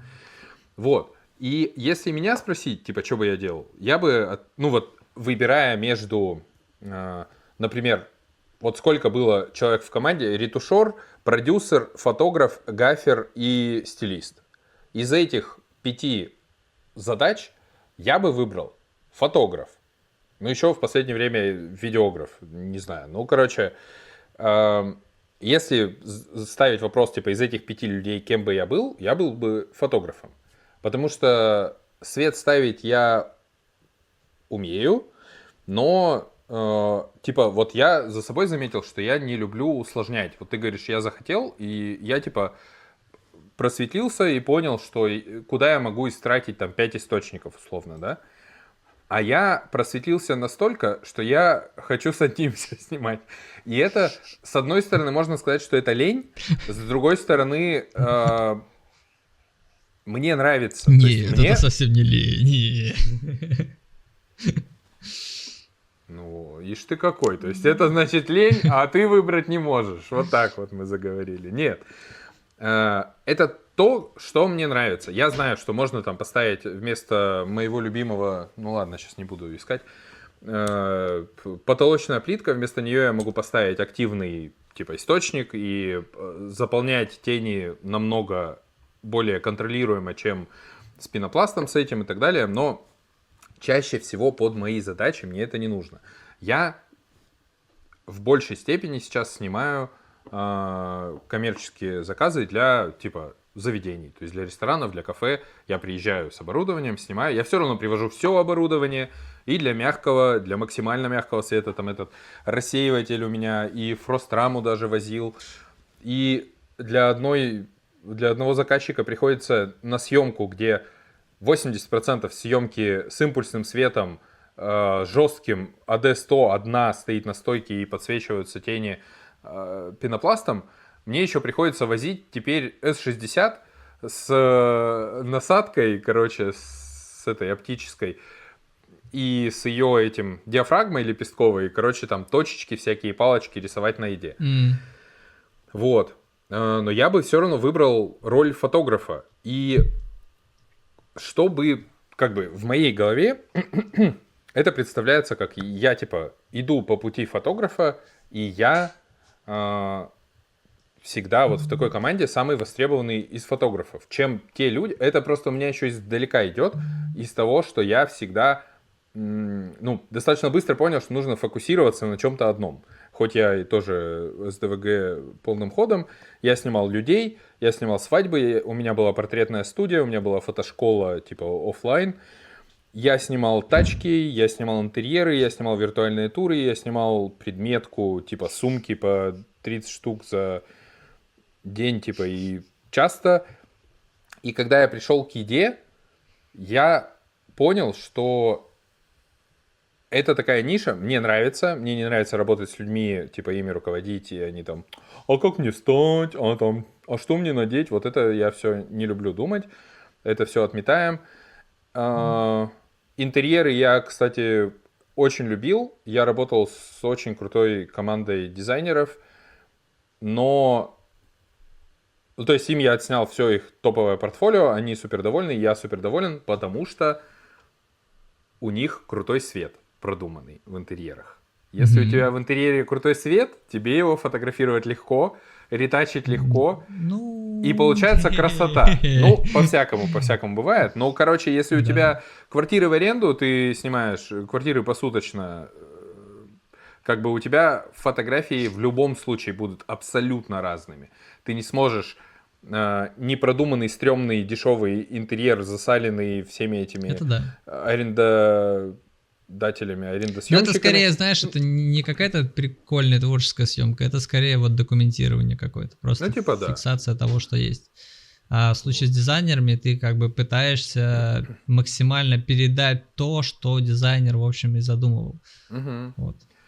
Ну, короче, когда я пришел к фуду, я просто перестал, я удалил все свое портфолио по остальным съемкам, я перестал брать новых заказчиков по другим типам съемки, то есть у меня продолжался сарафан, и я там для кого-то, для кого хотел, снимал, чтобы деньги были, но я просто double down на еду, и это принесло свои плоды. Я типа и в Екатеринбурге долгое время был топчиком, сейчас я даже не хочу про это говорить, и блог начал вести, и типа никто об этом не рассказывал, я об этом рассказывал, люди узнавали все это, и до сих пор никого нет, кто больше об этом говорит, не знаю. Вот. И также у меня отношение вот к этой задаче с 5 неизвестными, кем ты будешь, а куда маму посадишь. Я считаю, что вот тебе больше нравится фудстайлинг, ты им занимайся, тебе это нравится, тебе не надо таскать, тебе не надо ретачить, тебе не надо там ставить свет, за это нести ответственность. Что по факту? Ну, то, что тебе больше нравится, то, от чего ты кайфуешь, тем и надо заниматься. Просто прикол в том, что можно кайфовать от нескольких видов деятельности. Такое тоже бывает. Я люблю на тракторе на своем гонять везде. И кайфую от этого. Я тут, я немножко все равно про другое, но не получается у нас. Ну, типа, вот ты в этой команде же был фотографом. Ты бы мог в этой команде быть фотостилистом? Я был. Ну, в смысле, типа, я сам делал что-то, мы вместе с Аней там что-то собирали, я и в плане свет я тебе сказал, что свет я тоже ставил сам, то есть мне просто интересно, у меня вот, я не знаю, доколе этот, не знаю, шило, короче, оно будет у меня, потому что, мне реально, меня просто прет от этого, то есть мне все надо, мне все интересно, и вот то, что ты говоришь, типа, как вот сделать выбор, кем быть в продакшене, это зависит от людей, которые будут вместе с тобой. Если будет слабый, может быть, фудстилист, то я скорее выберу фудстилистом. Если, типа, будет фотограф, который интереснее или, может быть, на том же уровне, что и я, может быть, и не буду заниматься фотографией, зачем, если есть человек, который и так шарит, типа, и все может, я, может быть, чем-то другим позанимаюсь, и у меня так, типа, я не могу взять и выбрать что-то одно, и другим при этом не заниматься, мне интересно заниматься всем одновременно, типа, вот такая история. Ну, окей, ладно. Так, давай съедем с темы уже. Про большую команду обсудили. Ну чё, и давай про переезд про твой обсуждать. Ну, вообще, да. Как это все так получилось? А что случилось, 21 да? год вообще был... Да. 21 год был очень прикольный. Кстати, я не знаю, когда там будет... Будет ли где-то вставлена картиночка с хот-догом? Я тебе там присылал хот-дог. Вот хот-дог мы снимали под конец 21 года, в декабре, под Новый год. Это была, наверное, самая такая крутая закрывающая съемка 21 года. И после этого как бы у меня были большие ожидания на 22 год. Я даже не знал, куда меня судьба приведет и чего я только не буду делать. Знал бы я, да, как говорится. Ну, в общем, слушай, да на самом деле не было у нас какой-то цели прям переезжать. То есть это не так. Вот, например, Макс Бехтев, который подогнал мне чудесный микрофон, он как раз-таки готовился целенаправленно, он копил бабки, он молодец, он подготовился. Мы не подготовились. У нас какая история была? Уже даже где-то в середине февраля у меня что-то не было броней. Ну, в принципе, типа январь-февраль такие месяцы. И, ну, я поначалу-то не удивлялся, ну, нет съемок и нет, ничего страшного, типа, не беда. Но потом, как бы, брони так и не появлялось, и стало непонятно, а когда они вообще появятся. И мы так подумали, что, ну, окей, а что если мы там, месяца 3 будем сидеть вообще и ничего не делать? Это, наверное, нехорошо. Понятно, что у нас есть какие-то деньги накопленные, но неизвестно, на каком протяжении времени придется их тратить. И вообще была какая-то, честно говоря, апатия. Я думаю, многие меня понимают. И нам друзья, точнее как друзья, двоюродный брат моей жены с его девушкой, они предложили, мы просто созвонились, они такие, а поехали, типа, может, в Дубай потусим? Да, такое внезапное предложение. У нас, конечно, в целом давно очень была такая мысль и мечта, а что если пожить в какой-то другой стране, поработать там, каково это вообще. И в тех условиях, когда ничего было неизвестно и делать ничего не хотелось, это прозвучало как прикольный план. Типа, ну окей, что мы теряем? У нас есть денег на месяц, грубо говоря, мы можем поехать, мы можем попробовать пожить, поискать какую-то работу, что из этого получится. Даже если мы ничего не найдем и как бы не заработаем никаких денег там, мы просто вернемся обратно домой и продолжим жить, как жили, грубо говоря. Но только с одним маленьким нюансом, что у нас появится хоть какой-то опыт, которого до этого не было вообще. Вот, и еще даже до поездки я решил по приколу на ютубе нагуглить что-то а-ля там работа фотографом в Дубае или там работа фуд-фотографом в Дубае, что-то такое. Вот, я нашел канал замечательного человека Паши, который в Дубае на тот момент уже 6 лет как переехал из Беларуси.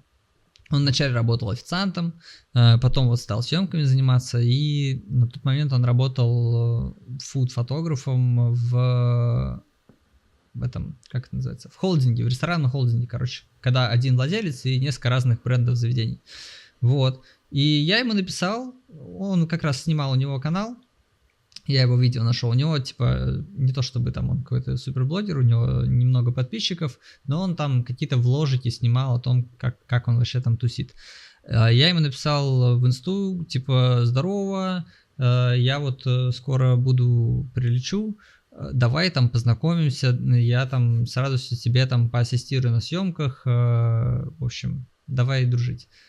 Вот, и мы что-то заобщались, он мне скинул контакт директора по маркетингу в другой компании, которые как раз-таки искали тоже какого-то фотографа на постоянку, и они хотели захантить его, но в итоге его работодатель ему повысил ЗП, и он остался. Вот, и он сказал, типа, ну, там, напиши, мало ли там им еще надо. Я, конечно же, сразу взялся, там, перевел портфолио, сайт свой на английский, и все. Чуть там инсту причесал, по-моему, еще этот заполнил. Кто знает LinkedIn, это типа соцсеть, такая бизнес-соцсеть, короче, грубо говоря, соцсеть для поиска деловых контактов. Вот, LinkedIn причесал и написал на почту, так-то, так-то, я там через 2 недели приеду, нужен ли вам еще фотограф, может быть, давайте там встретимся, можем провести тестовую съемку, бла-бла-бла. Вот, она мне ответила, типа, чуть ли не в тот же день, что ли, что, типа, да, приезжайте, ищем, встретимся, все ништяк. Я, естественно, порадовался. Но когда мы прилетели, радость моя довольно быстро угасла, потому что, ну, слушай, недели, наверное, 2-2,5, она меня игнорила полностью. То есть я там писал, ну, у меня была только почта, другого у меня ничего не было. И я писал на почту несколько писем, и она что-то не отвечала. Ну, как несколько писем? Я отправил, может, письма 3 с разницей несколько дней.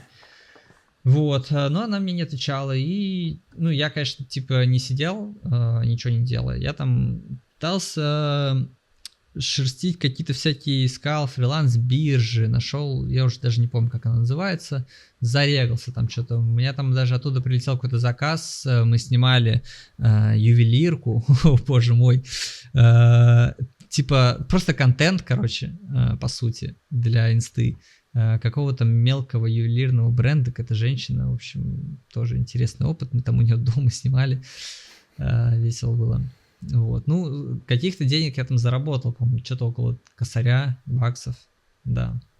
Плюс еще жена моя Марина, она бьюти-движ у нее, она мастер по маникюру, педикюр, там брови она умеет делать. Она устроилась в салон, тоже, ну, довольно быстро. Здесь, в принципе, типа дофига салонов, дофига мастеров, большая текучка, работа есть. И она тоже быстро устроилась, тоже что-то заработала. И вот у нас, типа, накопилось денег, чтобы еще месяц там тусить, грубо говоря. И примерно в этот же момент мне отвечает директор по маркетингу Лариса, моя любимая, отвечает, что типа, сорян, я там типа письмо не прочитала, не отправилась, если что, типа можем, вот я сегодня в таком-то заведении сижу, можем встретиться. А, к счастью, у меня это заведение типа в 10 минутах ходьбы от дома. Я такой, да, типа, через 2 часа смогу быть такой. Вот, пришел, мы там поболтали, кстати, ну как поболтали? У меня тогда английский, конечно, был то еще. То есть, в принципе, у меня там был, наверное, какой-то словарный запас. Я там что-то смотрел с субтитрами, какие-то мемы понимал на английском, но именно говорильной практики у меня было, ну, как бы не было. Вот, и да, ну, в целом, с грехом пополам поговорить нам удалось. Вот, и она, в общем... Она спросила, делаю ли я видео. Я сказал, что я могу снимать видео, но только на iPhone. Если вас это устраивает, то я могу так делать. Если не устраивает, тогда я не буду делать больше никакое другое видео. Вот. И, в общем, они мне предложили по итогу. Мы там еще встретились, сняли тест.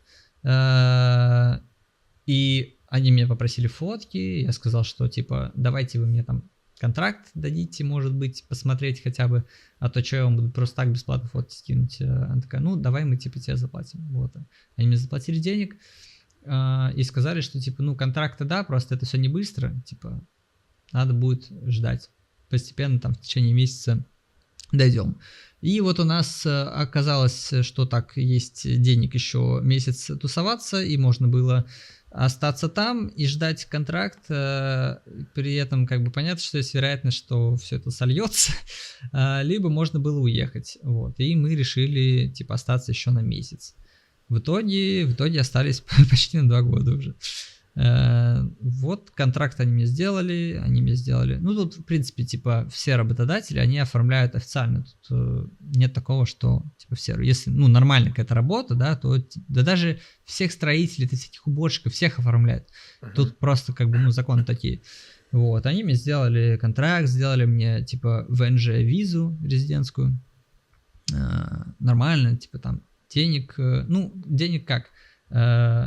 Грубо говоря, я понимал, какая минималка, и меньше какой суммы я не буду соглашаться, но при этом я понимал, сколько я на самом деле хочу. И мне дали плюс-минус середину, чуть-чуть выше середины между этими двумя суммами. И в целом, как бы, я был более чем доволен, потому что, ну, камон, если бы не было этой постоянки, скорее всего, на тот момент я бы принял решение уехать, потому что, блин, на фрилансе, когда у тебя типа денег только на месяц вперед и больше нет, постоянно гореть жопой и искать какие-то съемки, это трэш. Это очень как бы мозгам тяжело, когда ты все время, каждый день сидишь в ноуте, что-то ищешь, там кому-то пишешь.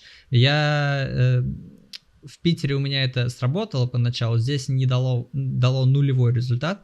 Я когда начинал в Питере, я взял сайт с агрегатора доставок. Тогда даже... Что это? Я не помню, какой был. Тогда еще Яндекс.Еды даже не было. Я не помню, что за агрегатор. Подоставал оттуда заведение, понаходил контакты и написал всем и на почту, и в инсту скидывал там свое многочисленное портфолио. Здесь у меня уже было портфолио, как бы понятно, но здесь это не дало вообще никакого результата, просто 0. И было бы сложно без бюджета жить только на фрилансе, пытаясь искать заказы. Я бы, скорее всего, уехал. Поэтому я очень благодарен тому, что мне эта возможность подвернулась. Но, понятное дело, full-time это капец. Я вообще большой противник постоянной работы где-либо, тем более фотографом. Потому что я считаю, что это невыгодно ни заведению в долгосрок, ни фотографу, естественно. Я считаю, что, ну, типа, мне кажется, ты согласен с этим, что заведению выгоднее фотографов менять, потому что один человек очень быстро замыливается у него взгляд, ему становится скучно. В общем, деньги в любом случае маленькие, платят намного меньше, чем можно зарабатывать в фрилансе. И в итоге как бы контент проседает, чем если бы он был крутой и нормальный, если бы нанимали разных человек. Вот. Ну, конкуренция. Поэтому, да. Конечно, и когда я шел на эту постоянку, я понимал, что ну окей, как бы это прикольно, что да, у меня есть деньги сейчас, но надо бы мне поскорее оттуда бы убежать, попытаться. То я планировал, что я через год уйду, потому что там тоже условия контракта. У тебя есть там полгода пробный период, типа как это, испытательный срок, когда ты можешь свалить, да, и ты ничего не должен работодатель ничего не должен тебе, вот. И от полугода до года тебе все-таки как бы на тебя потратили деньги, тебе сделали визу, и если ты сам решил, типа, уйти от полугода до года, то с тебя могут потребовать, и скорее всего потребуют возместить затраты на визу. Вот, поэтому я думал, что я годик потусуюсь, за это время подуспею себе найти какой-нибудь сарафанчик. Опять же был вопрос, как бы, а сколько времени у меня будет занимать эта постоянка, насколько меня сильно будет заваливать там работы, непонятно. Ну вот, такой был план. В итоге через год не получилось, получилось через год и 8. Вот в конце декабря я ушел. И, конечно, я думаю, как и на любой постоянке, это не исключение, что тебя постепенно заваливают все большим и большим количеством задач. Так было и здесь. Поначалу я там вообще... Ну, то есть я на собеседовании спросил, да, скажи мне, пожалуйста, хотя бы какое-то среднее количество съемок в неделю, сколько, или там максимально, сколько ты готов мне загружать. Мне тогда сказали, типа, а-ля там 3 дневных, 3 вечерних, в смысле репортажки съемок. Там а-ля по 2-3 часа. Я такой, ну, окей, звучит вывозибельно. В итоге, вначале у меня могло быть, не знаю, 8 съемок за месяц, а по итогу июль был самый жесткий, у меня было что-то 27, по-моему, что-то такое, или 26 съемок за месяц. Люто, да. При этом в октябре я каким-то образом, у меня было около 20 с чем-то в октябре тоже, 22, по-моему, или 21. Я еще умудрился найти себе 8 съемок на фриланс. Точнее, не то, что найти, они как бы находились сами, просто я умудрился их взять и вывести. Кстати, работодатель мы, конечно, не в восторге как бы от любого фриланса моего. Мне никто не запрещал, с одной стороны. Точнее, как говорили? Говорили так. Если это не конкурирующий бренд, грубо говоря, то окей. При этом, понятное дело, что всем насрать, в какое время я это буду делать и когда я это буду находить время. Главное, чтобы это не конфликтовало с основной работой. Вот. При этом понятное дело, что мои основные заказчики это рестораны, это конкуренты, и поэтому тут как бы tricky moment, yes. Поэтому да, было непросто находить, еще и благодаря тому, что с выходными у меня была полная жопа. По договору у меня 2 выходных недели, но при этом они не фиксированные. И начальница творит такую дичь, что она может, например, вот сегодня понедельник, а у меня выходной в среду. Значит, завтра будет бом-бом. Бам-бам. Во вторник мне могут взять и сказать, что у тебя в среду выходного нет. Он переносится, например, на воскресенье. Типа, сорян, нам вот надо в среду что-нибудь подснять. А ты, например, договорился уже на какой-то фриланс. И что делать в этом случае? Это боль, да. Один раз я так вот подвел, к сожалению, своего клиента. Но все нормально, мы там в хороших отношениях. Мы, в принципе, типа до этого дружили нормально. Это девочка-маркетолог, которая ушла из нашей команды с постоянки и теперь в другом месте работает. Вот, ну да, было прям вообще непросто. И в какой-то момент я понял, что уже так меня это задолбало, что мне вот эти палки в колеса ставят, что мне, в принципе, просто надо принять это решение типа, и уйти. Я, естественно, там подкопил баблишко, потому что я хотел зарегаться как фрилансер. Мы вначале об этом упомянули, что я здесь работаю в белую. То, что не просто, типа, это все хотелки. То есть тут есть чуваки, которые живут в статусе туристов и прекрасно работают. Тоже уже там 2 с лишним года у меня коллеги, знакомые есть. И всем все нормально. Никто тут ни за кем не бегает. Просто когда ты пожил как резидент, у тебя есть банковские счета, у тебя есть официально снятая квартира, ты хочешь там пойти получить, выучиться водительское удостоверение и все такое. В общем, все эти ништяки легальной жизни, они очень удобные и прикольные. И учитывая то, что здесь как бы налоги, их считай нет, как бы грех не зарегаться, да, потратить деньги на регистрацию, это уж фигня. Ну сколько стоит регистрация? Там она как, на год? Там хитро. Тут есть лицензия. Сначала ты покупаешь лицензию вместе там с одной херней, это стоит 9 тысяч дирхам местных. Это делите на 20, умножайте, да, умножайте на 25, получите рублей. Вот, 9 тысяч. Плюс виза стоит 5 тысяч.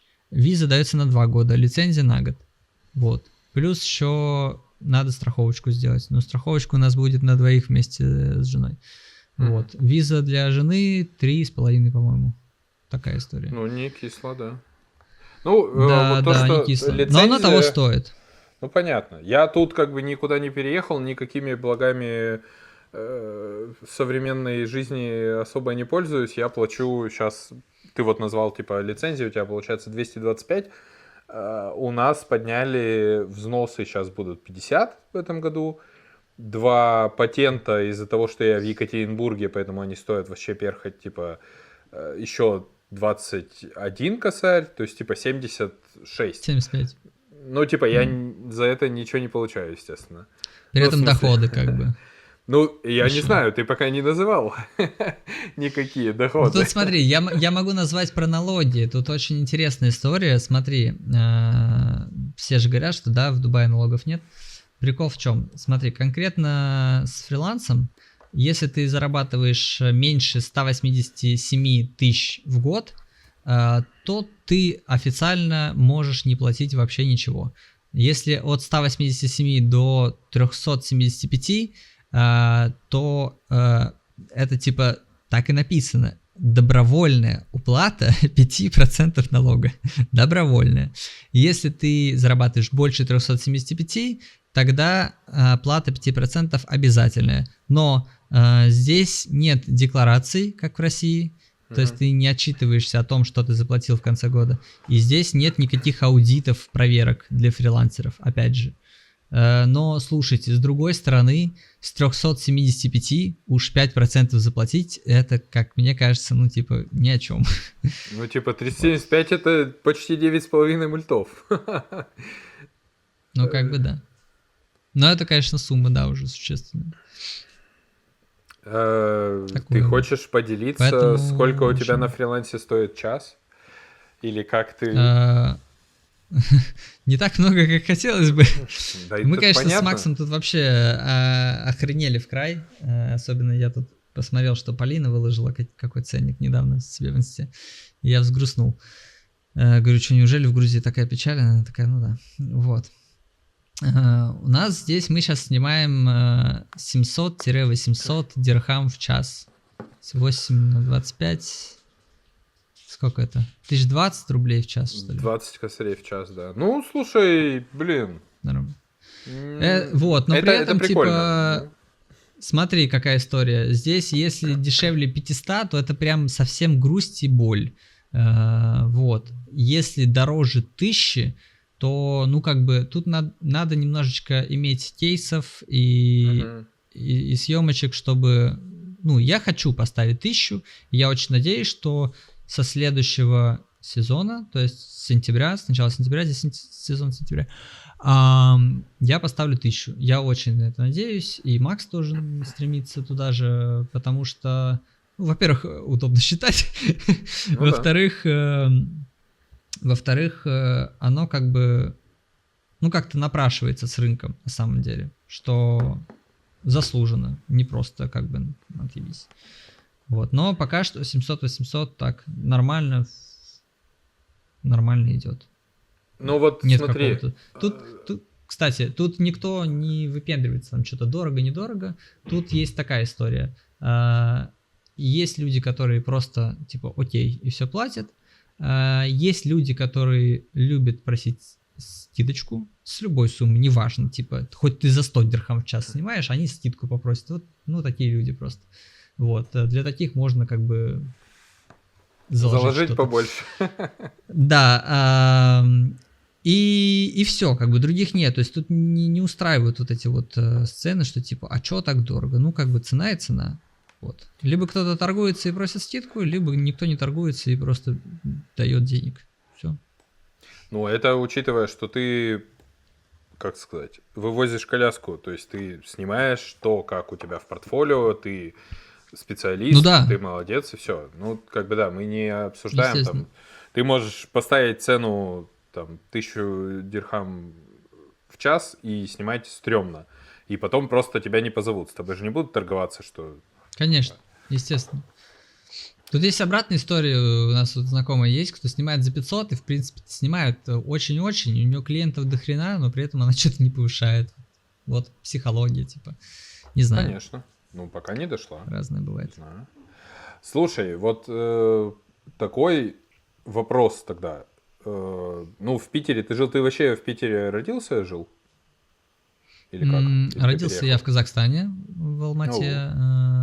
Да, папа у меня с Алматы, мама с Кемерово. И когда мне было 2 месяца, по-моему, да, 2 месяца, мы переехали, и вырос я в деревне под Питером. Вот. В 19 лет я уже переехал и стал в Питере жить на съемной хате вместе с Мариной.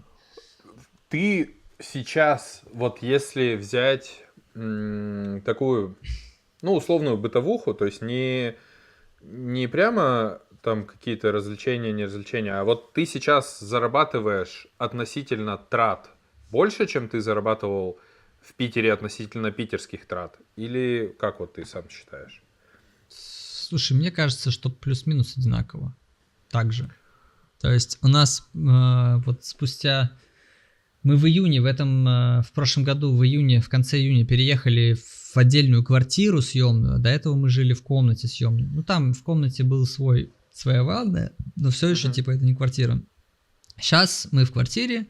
Мы, в принципе, типа, не то, что, ну, не отказываем там себе ни в чем. Наоборот, стараемся, типа, себя...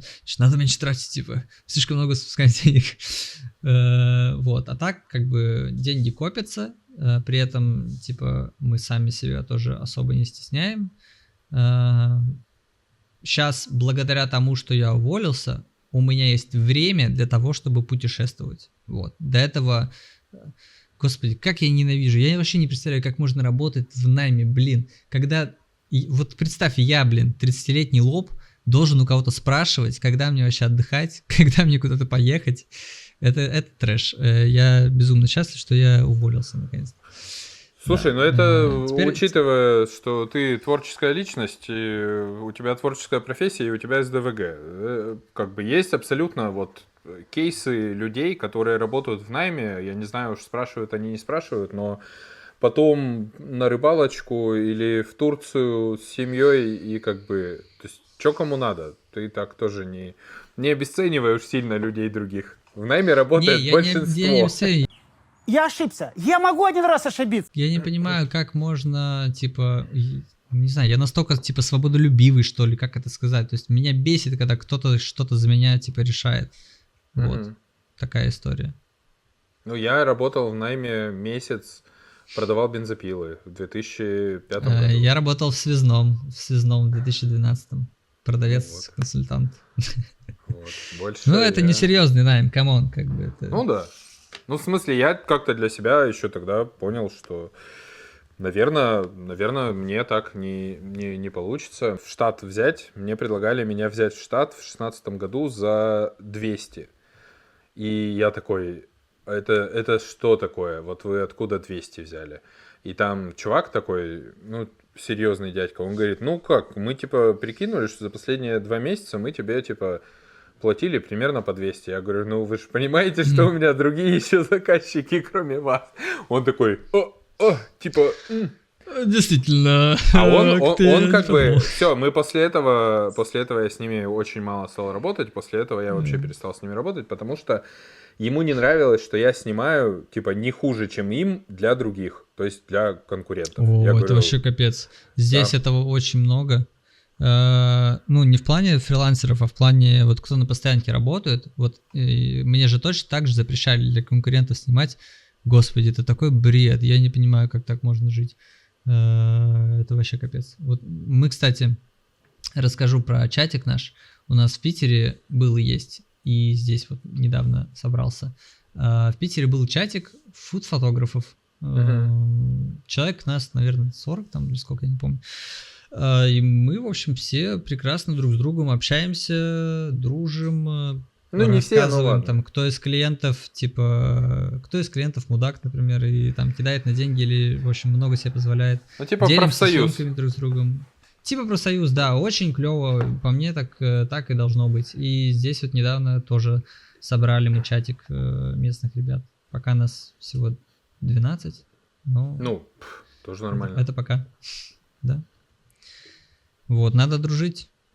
И это бред с заведением друг с другом, типа, собачиться за то, что кто-то знает. Такая чушь, блин. Наоборот, надо, я не знаю, точно так же можно коллаборировать с заведением, можно, типа, устраивать, есть же эта тема, называется guest shift, когда, типа, шеф-повар из другого заведения приходит к друзьям и готовит что-то там, типа, новое. Всем прикольно. Конечно. И обмен аудиторией, и так и что-то развитие, новое, мы и вот с тобой говорили коллаборация. уже об этом. Развитие фотографа, если он работает только у тебя, то он, вот как ты его принял на работу, он так тебе и будет снимать 10 лет подряд. Скорее всего, может даже хуже. деградировать. Да. А если он продолжает снимать где-то на стороне какие-то другие съемки, то чем больше он снимает, тем выше его уровень, и тем лучше он тебе снимает. Ну, если мы вынесем за скобки, что человек не мудак. Ну и что у тебя, какие планы? То есть ты типа прям дубаец уже или как? Слушай, ну, хрен его знает. Я тебе могу так сказать.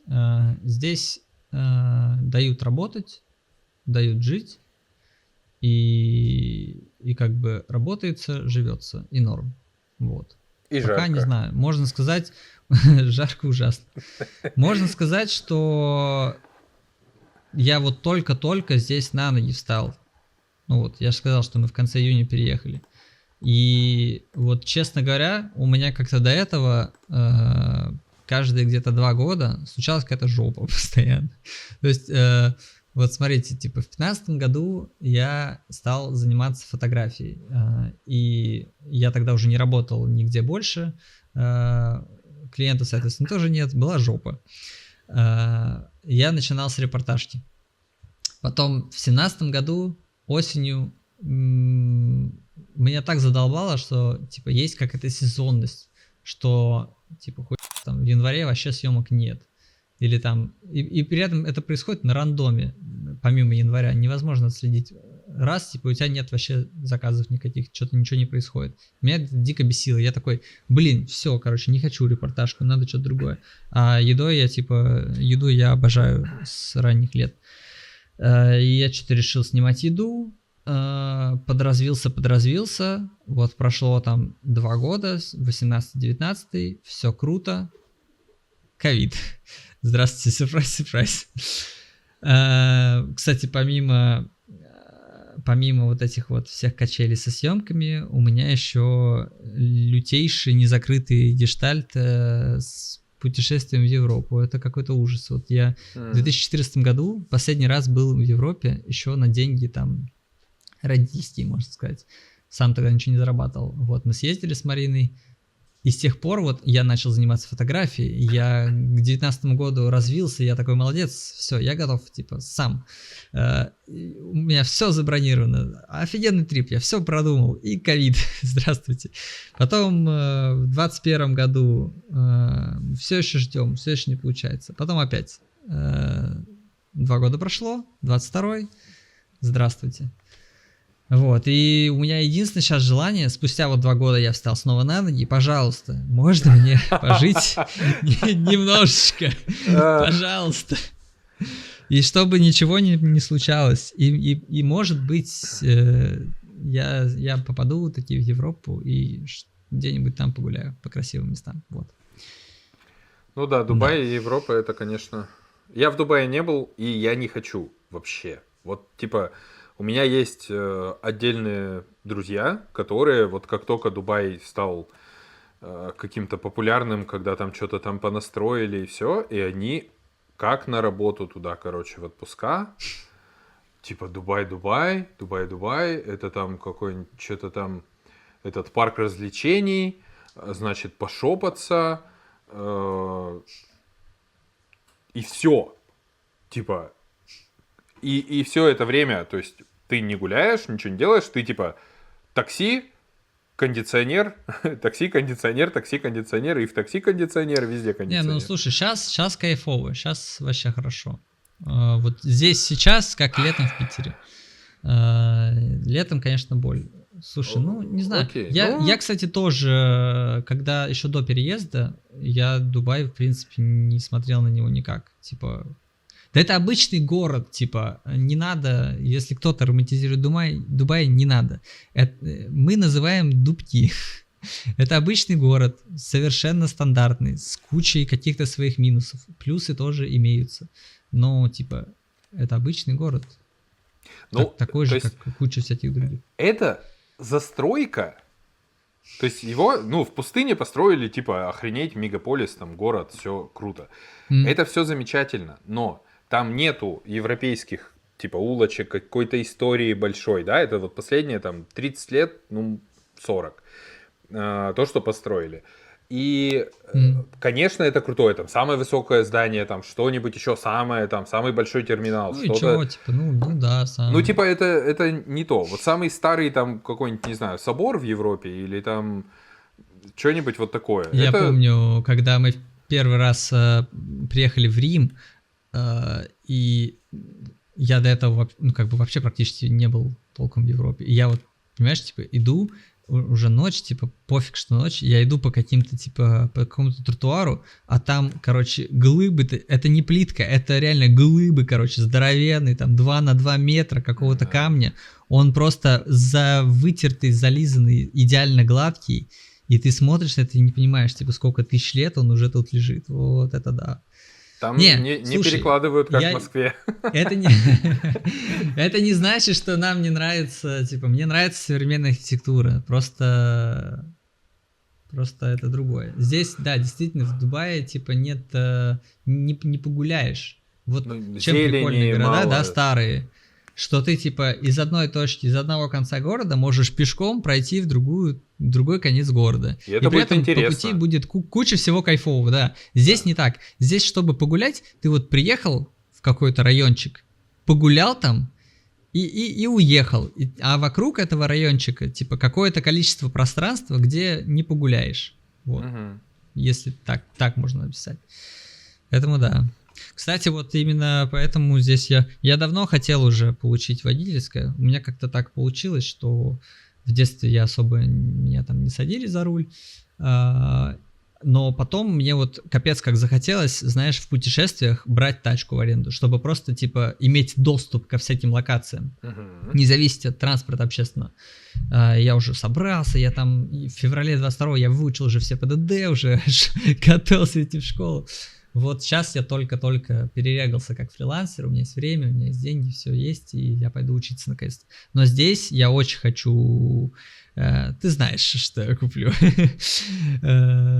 Я очень хочу тачку, потому что тут, Эмираты, капец маленькая страна, тут дофига всяких мест прикольных, которых можно объездить, посмотреть, но на такси это невозможно. И дорого, и неудобно. Ты хочешь прям Вот, покупать поэтому, тачку? Я хочу покупать тачку, потому что, слушай, здесь это стоит обалдеть каких вменяемых денег. Я посмотрел варианты. Причем, кстати, БУ рынок здесь намного более бодрый, потому что из-за погоды, потому что здесь у нас какая в основном проблема, да, что там двигатель, там по техничке может быть тачка неплохая, но, короче, кузовня Гниется, вся эта беда. Типа все машины гнилые, все ржавое и так далее. Здесь этой проблемы просто нет. Здесь, да, может быть пробег там, но как бы в плане машина, она хорошая, нормальная. И здесь за абсолютно адекватные деньги можно купить очень классную, бодрую тачку.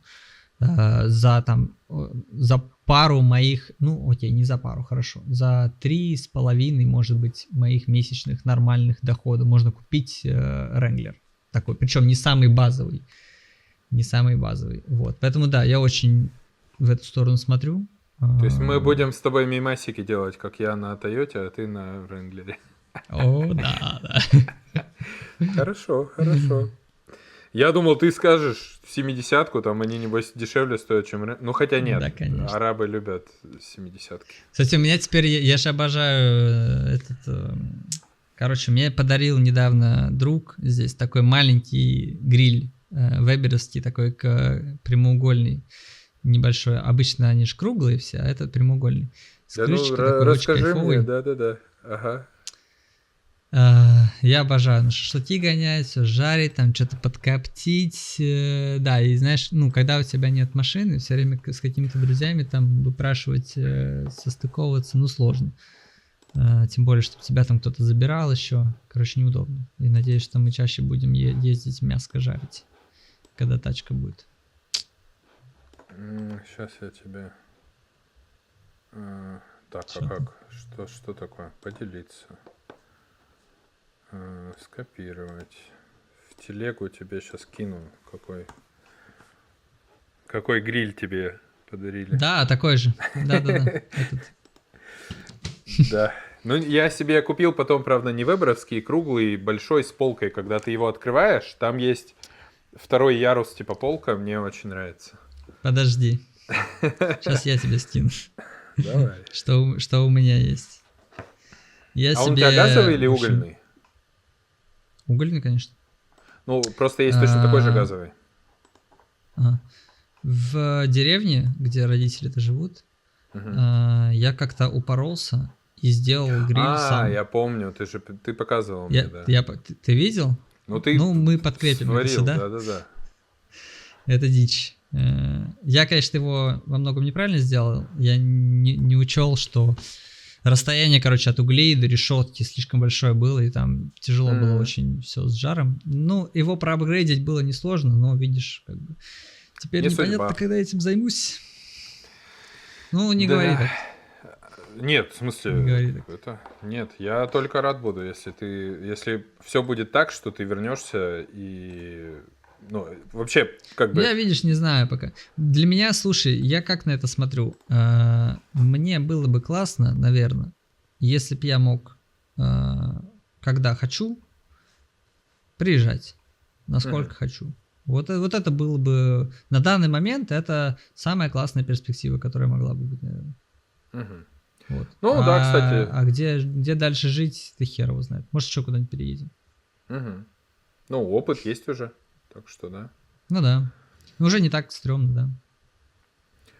Какой совет тем, кто переезжает?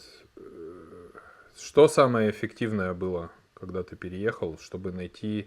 Ну, хотя, блин, у тебя, получается, ты нашел...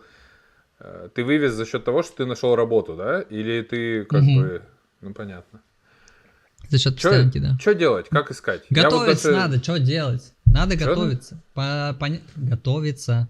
Понятно, что типа не бывает комфортной какой-то суммы, вот что ты скопил денег и вообще идеально переехал и даже не напрягался. Такого, ну, типа, не бывает, это понятно. Но, в принципе, типа, не надо переезжать неподготовленно. Вот это, наверное, да, это самое Да не, главное. я имею в виду, какой совет по поиску клиентов? То есть нас, скорее всего, смотрят либо фотографы, либо прям фуд-фотографы. И, ну вот, типа, переехал, какие вообще действия есть практические для этого? Чтобы ответить на этот вопрос, надо, чтобы каждый, кто этим интересуется, спросил себя, что вы делали, когда вы начинали заниматься фотографией, как вы искали клиентов. Вот точно так же, тем же путем придется пройти заново. То есть, чтобы найти клиентов, нужно задействовать все возможные ресурсы, все способности, все каналы. Если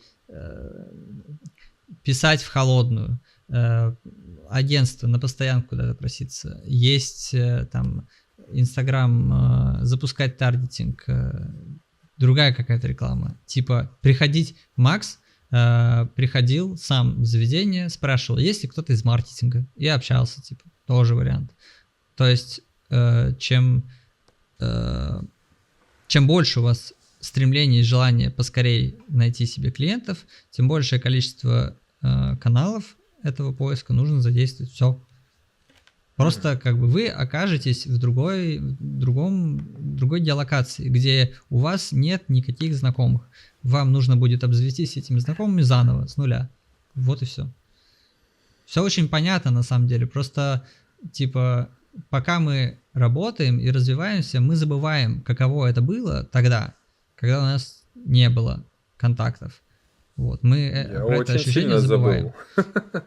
А тут ты про это вспоминаешь. Причем, типа, у тебя есть задача обзавестись ими как можно скорее. Потому что дома у тебя дом, комфортно, здесь ты выживаешь. Вот. Поэтому просто, типа, когда у вас, чем больше у вас подушка, тем больше у вас этот срок, тем на больший период времени растягивается. Вот Чувак, вот была бы у тебя большая подушка, ну вот у меня была большая подушка, я приехал в Казахстан и прожил там 9 месяцев. Вернулся и вернулся к работе. Слушай, я не буду тебя спрашивать о том, какой путь, если тебе интересно, ты сам этим поделишься когда-нибудь. Просто, ну, кто хочет, тот делает. Что я тебе могу сказать? Если есть цель, как бы, остаться, найти работу, обзавестись этими самыми связями, то ты ими обзаведешься. Ну, понятно, что бывает всякое. Бывает так, что люди тратят всю подушку, прилагают все усилия, но ничего из этого не получается. Такое тоже бывает.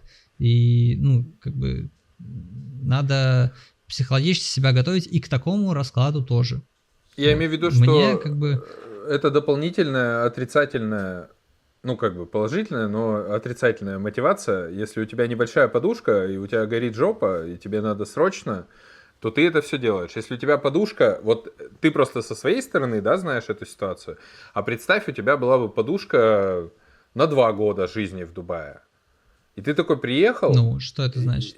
Это значит, что у тебя не должна меньше гореть жопа? Нет, не у так. тебя может...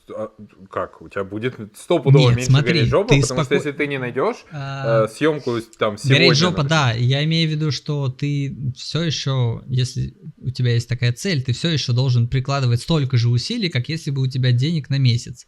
Просто ты в большей безопасности находишься благодаря своей подушке. Но при этом как бы будет странно, знаешь, приехать и такой, так, ну денег у меня на 2 года, пожалуй, первый месяц я буду пинать хуй. Ну ты какой-то Нет же. странный СДВГшник. Я вот типа, мне надо сегодня выложить видео, значит я, ну, самый максимум вчера начал его готовить. Не знаю. Что-то у тебя какой-то есть секрет. По-моему, так. Надо стараться, это не значит, что типа у тебя есть деньги, и ты можешь типа ничего не делать. Ну, ты же должен понимать, что... Ты же должен себя понимать. Ну, если у меня есть деньги, я могу ничего не делать. Просто видишь, в чем прикол? Я же говорю, что, типа, может не сработать. Даже если у тебя денег на 2 года, ты можешь все 2 года, типа, если ты такой психологически устойчивый, ты можешь 2 года каждый день искать клиентов, но при этом, типа, что-то пойдет не так. И не повезет Легко. тебе. И ты уедешь домой. Просто, видишь, когда денег на месяц, тебе легко свыкнуться с мыслью, типа, ну потрачу и вернусь обратно. Когда у тебя денег на 2 года, Ну да. принять мысль, что ты можешь все потратить и вернуться, типа, гораздо сложнее. Вот, поэтому тут всегда нужно понимать, что может не повезти. Так бывает. Ну, на самом деле, Это риск, чё, блин? если ты снимаешь, ну, условно, вот, типа, наша ситуация, если снимаешь нормально, понимаешь, что нужно делать для того, чтобы искать клиентов, то, ну, я сомневаюсь, что реально сфейлит. То есть, если там рынок есть, а рынок есть, рынок в Дубае, я еще могу Ну да, приехать да. и вместе с вами там все снимать. Но не хочу, Конечно. там жарко. Понятно, что не надо ехать, блин, в деревню, где нет ресторанов, где одна шаурмичная. Понятно. Да, я согласен, что, типа, если руки есть, голова есть, то работа найдется. Рынка всегда везде на всех хватает, я так думаю. Ну, Вот. Просто чем больше рынок, чем более он развивающийся, там проще. Поэтому мы, собственно, многие у нас спрашивают, типа, нафига вы поехали в Дубай, там же так дорого, типа, поехали бы в Турцию или в Грузию. Ну, типа, в Дубае гораздо больше движ. Там дороже, но ты как бы и выхлоп больше, естественно. Чем ты будешь сидеть в Грузии и уговаривать местную хинкальную сделать неебаный контент. Да. ну да. Не, меня радует история, когда чуваки, которые переехали, открывают свои заведения, сами друг с другом работают, это вообще зашибись. Кстати, вот здесь, спустя как-то пару лет, вообще наметилась какая-то интересная такая движуха, именно коллаборации друг с другом. Типа вот я сейчас, точнее как сейчас, я познакомился с ребятами еще в марте 22-го. Мне там скинули контакт, я написал, типа здорово.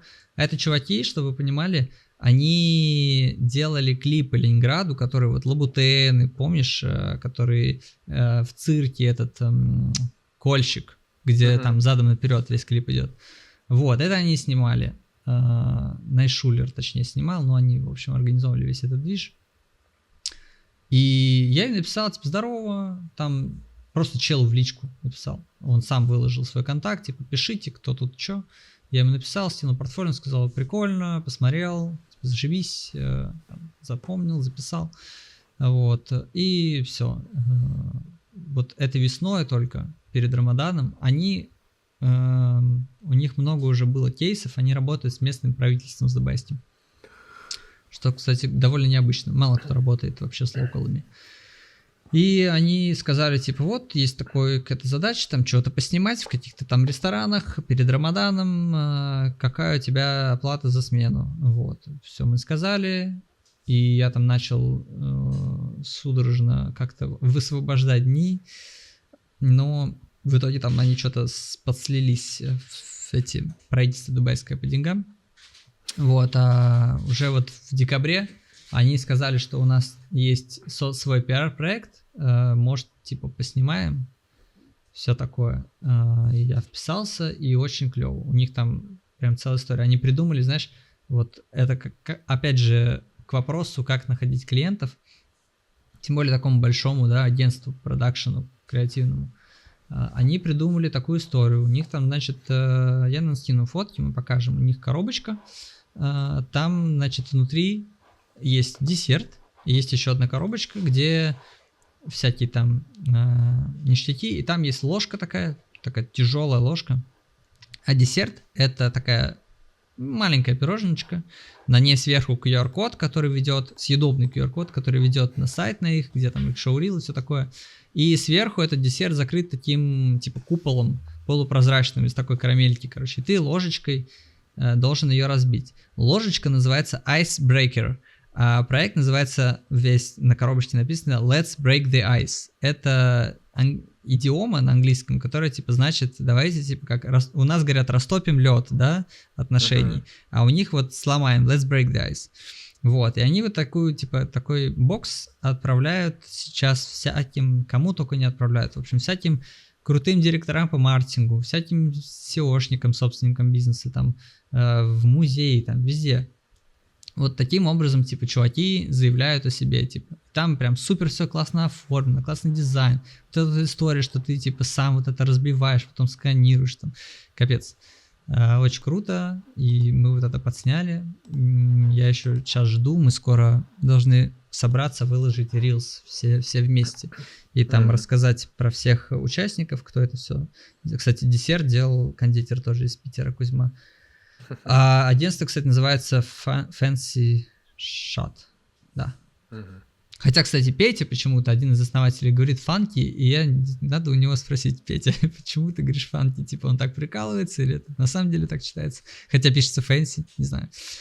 Вот, очень крутой проект, и, ну, мне безумно... Ну, ты прикинь, чуваки, которые делали клип Ленинграду, вот, это прям...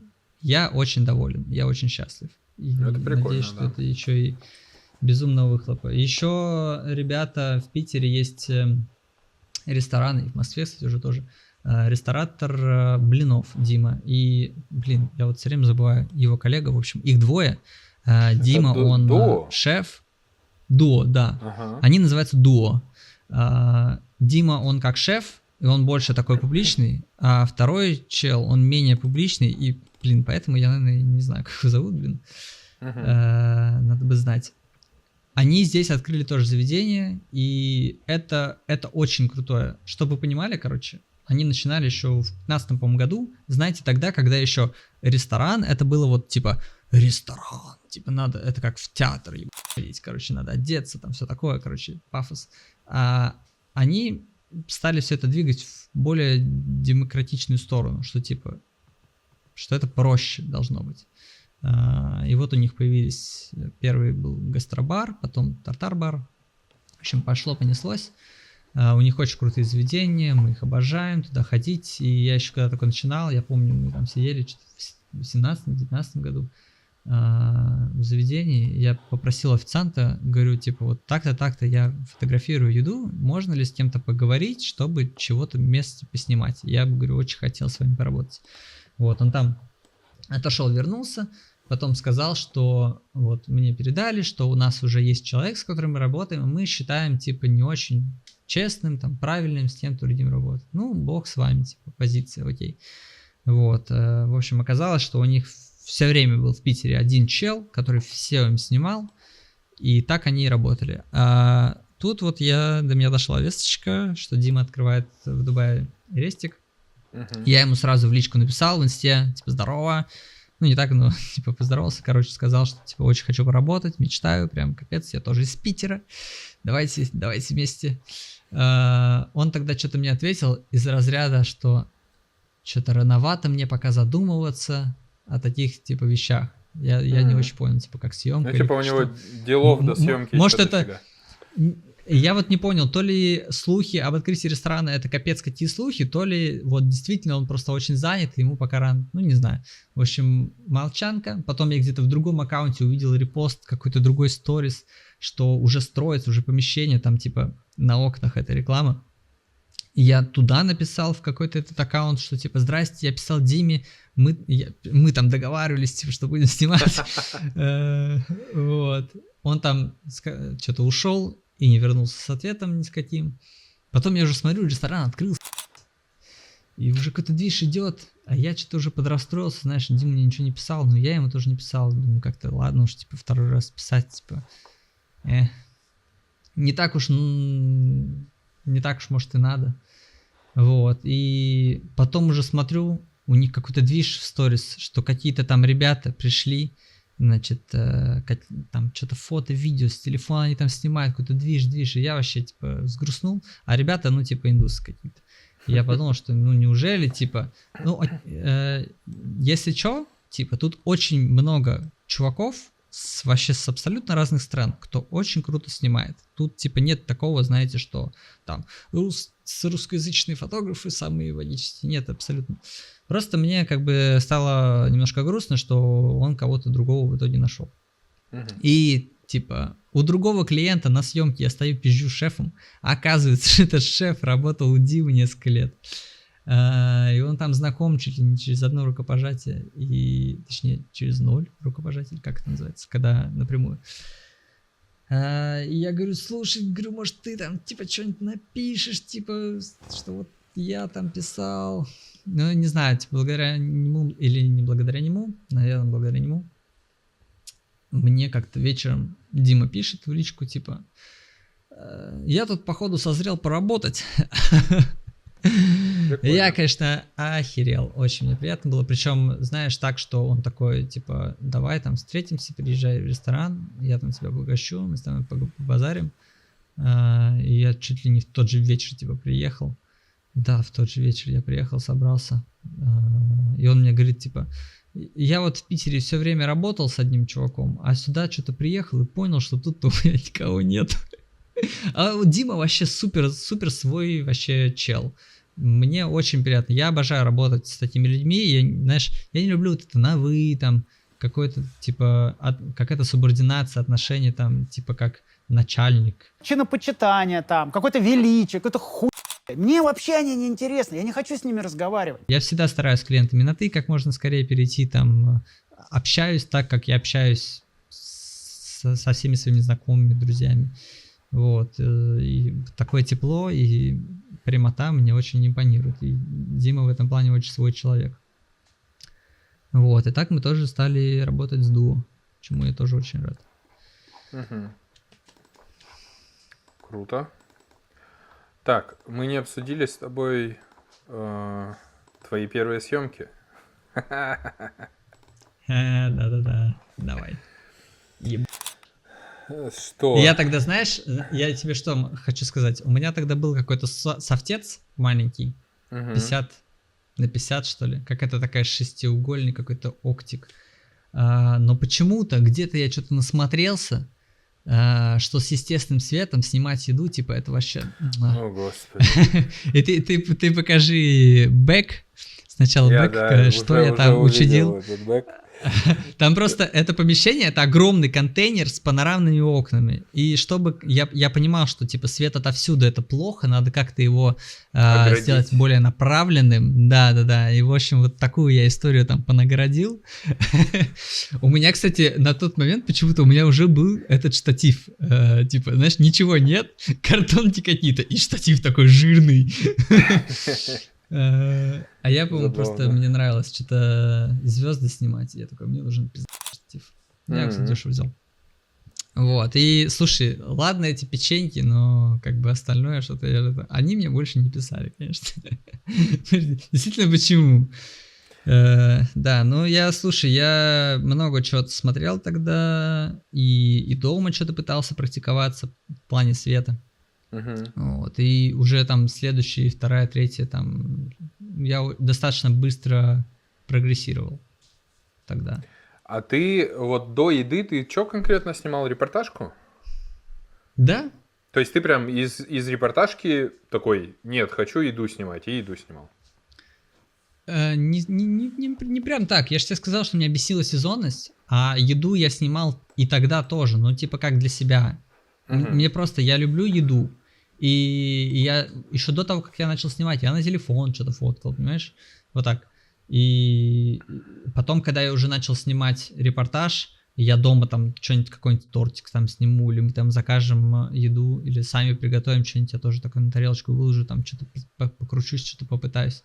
Вот, мне в принципе это всегда было интересно. Просто так вот я решил, что с репортажа надо в еду уходить. Почему-то я так решил, потому что мне показалось на тот момент, что это менее сезонная история, понял?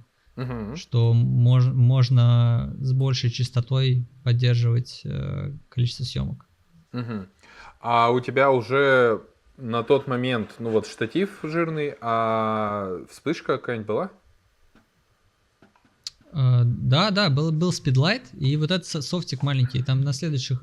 Я там еще прикрепил всякие рандомные бэки, там можно плюс-минус отследить эволюцию.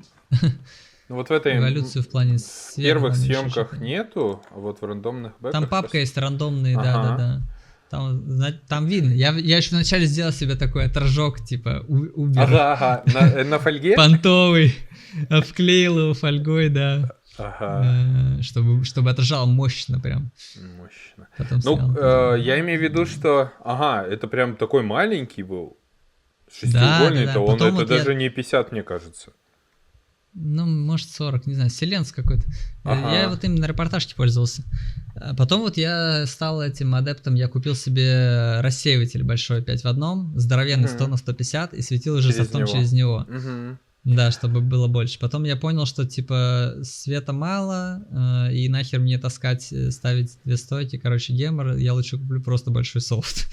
И купил большой софт, и все еще там же был тот же спидлайт, и потом уже еще где-то через полгода я понял, что не хочу спидлайт, хочу что-то помощнее, и я купил АДшку.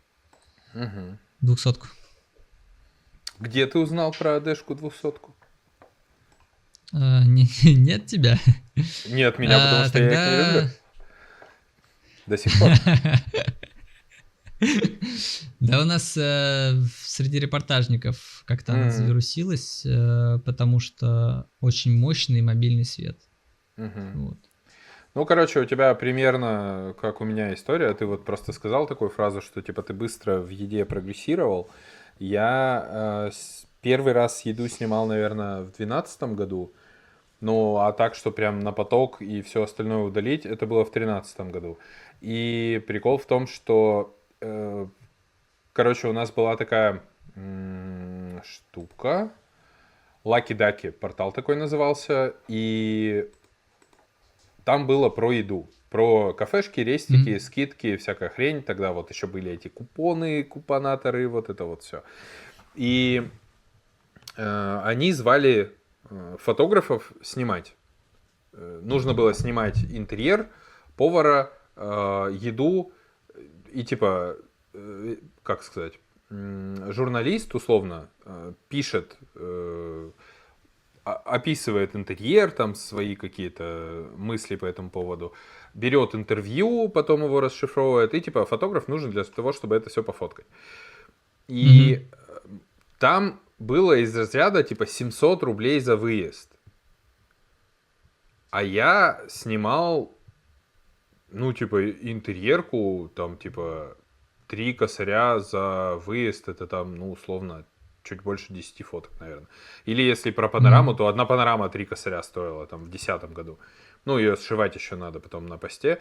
Вот. И я первый раз приехал, я привез с собой 4 вспышки, стойки, сумку, штативы, все, короче, расставил, ни хрена не умею еще.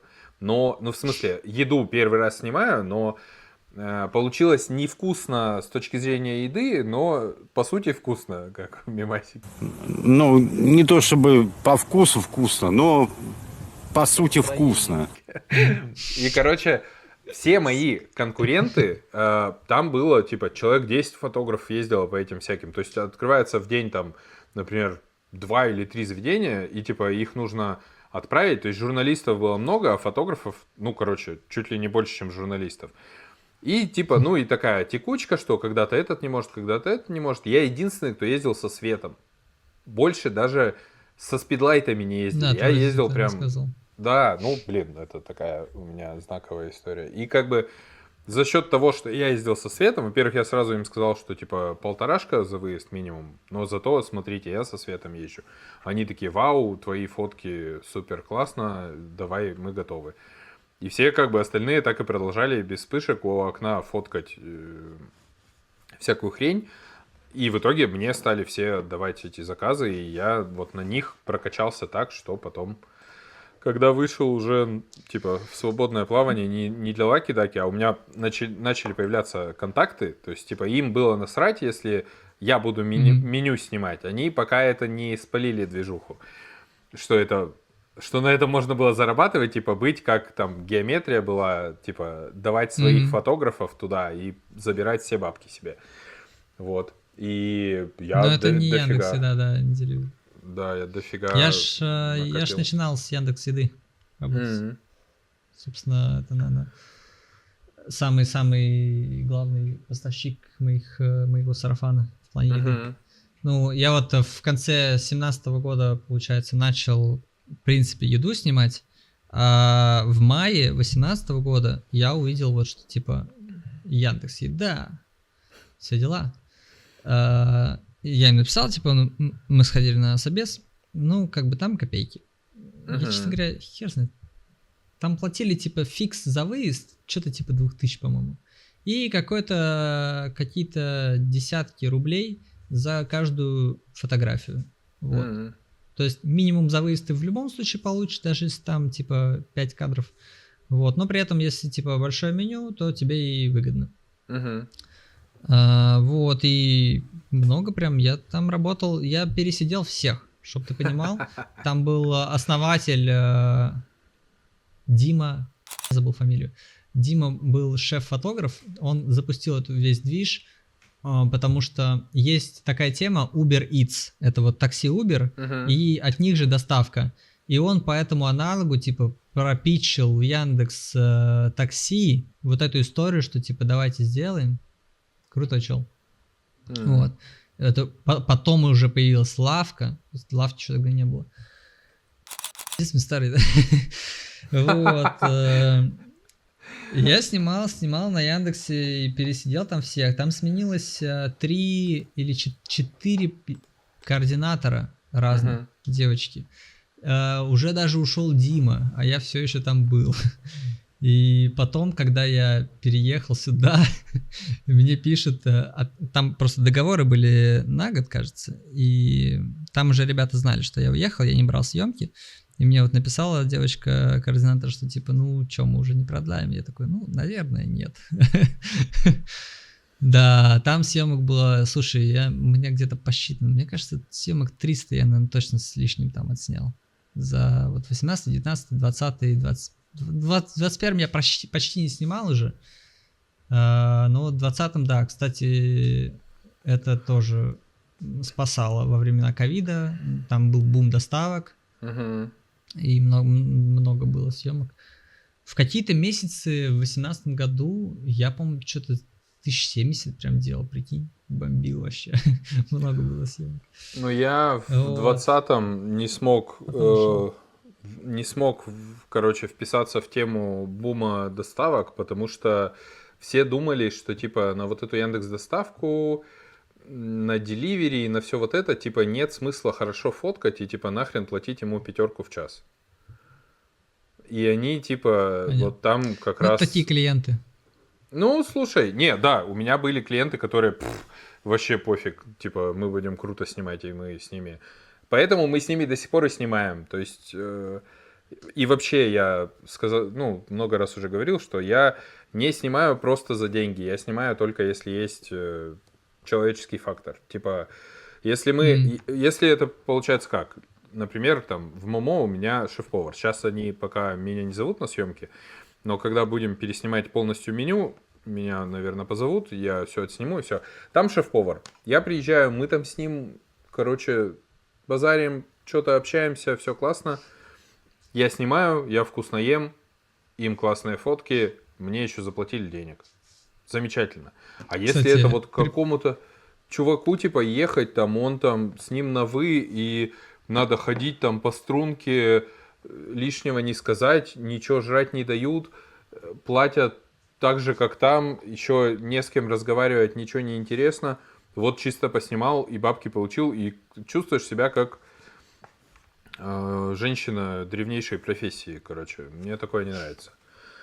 Вот, поэтому у меня остались только те заказчики, с которыми мне уже понравилось работать, а с новыми мне с ними работать понравилось, а потом мне с октября компостировали мозг из-за 12 косарей, что я должен им права передать на фотки. И в итоге я плюнул на это, и, короче, вот там надо обрабатывать, а мне лень. Они даже деньги уже прислали. Ну, капец. И поэтому я с новыми тоже, знаешь, не сильно хочу. Только если я знаю... Вот появляется кто-то классный, или кто-то, с кем мы давно работали, заходит в новое заведение, открывает новое заведение. И типа, тогда мы там уже на одной волне, он меня зовет, снимаем, это без проблем. А вот так вот, чтобы какие-то новые левые, я прям с опаской к этому подхожу. Ну, тем более в маленьком городе, ну как в маленьком, я имею в виду, когда город там не какой-то Дубай здоровенный, где постоянно... Здесь огромный же фактор в том, что очень много людей постоянно приехали, и непонятно. Здесь хорошие такие, знаешь, знакомые, кто здесь постоянно живет, это большая ценность. Вот, это не так, как в маленьком городе, в каком-то, где все постоянно живут, где мало кто приезжает, и там, грубо говоря, все друг друга знают. Здесь тоже все друг друга знают, просто часто бывает так, что типа, ой, а его уже тут нет. Вот. Ну да. Кстати, что хотел сказать, ты вот сказал, что с хорошими заказчиками пришел, типа, поел.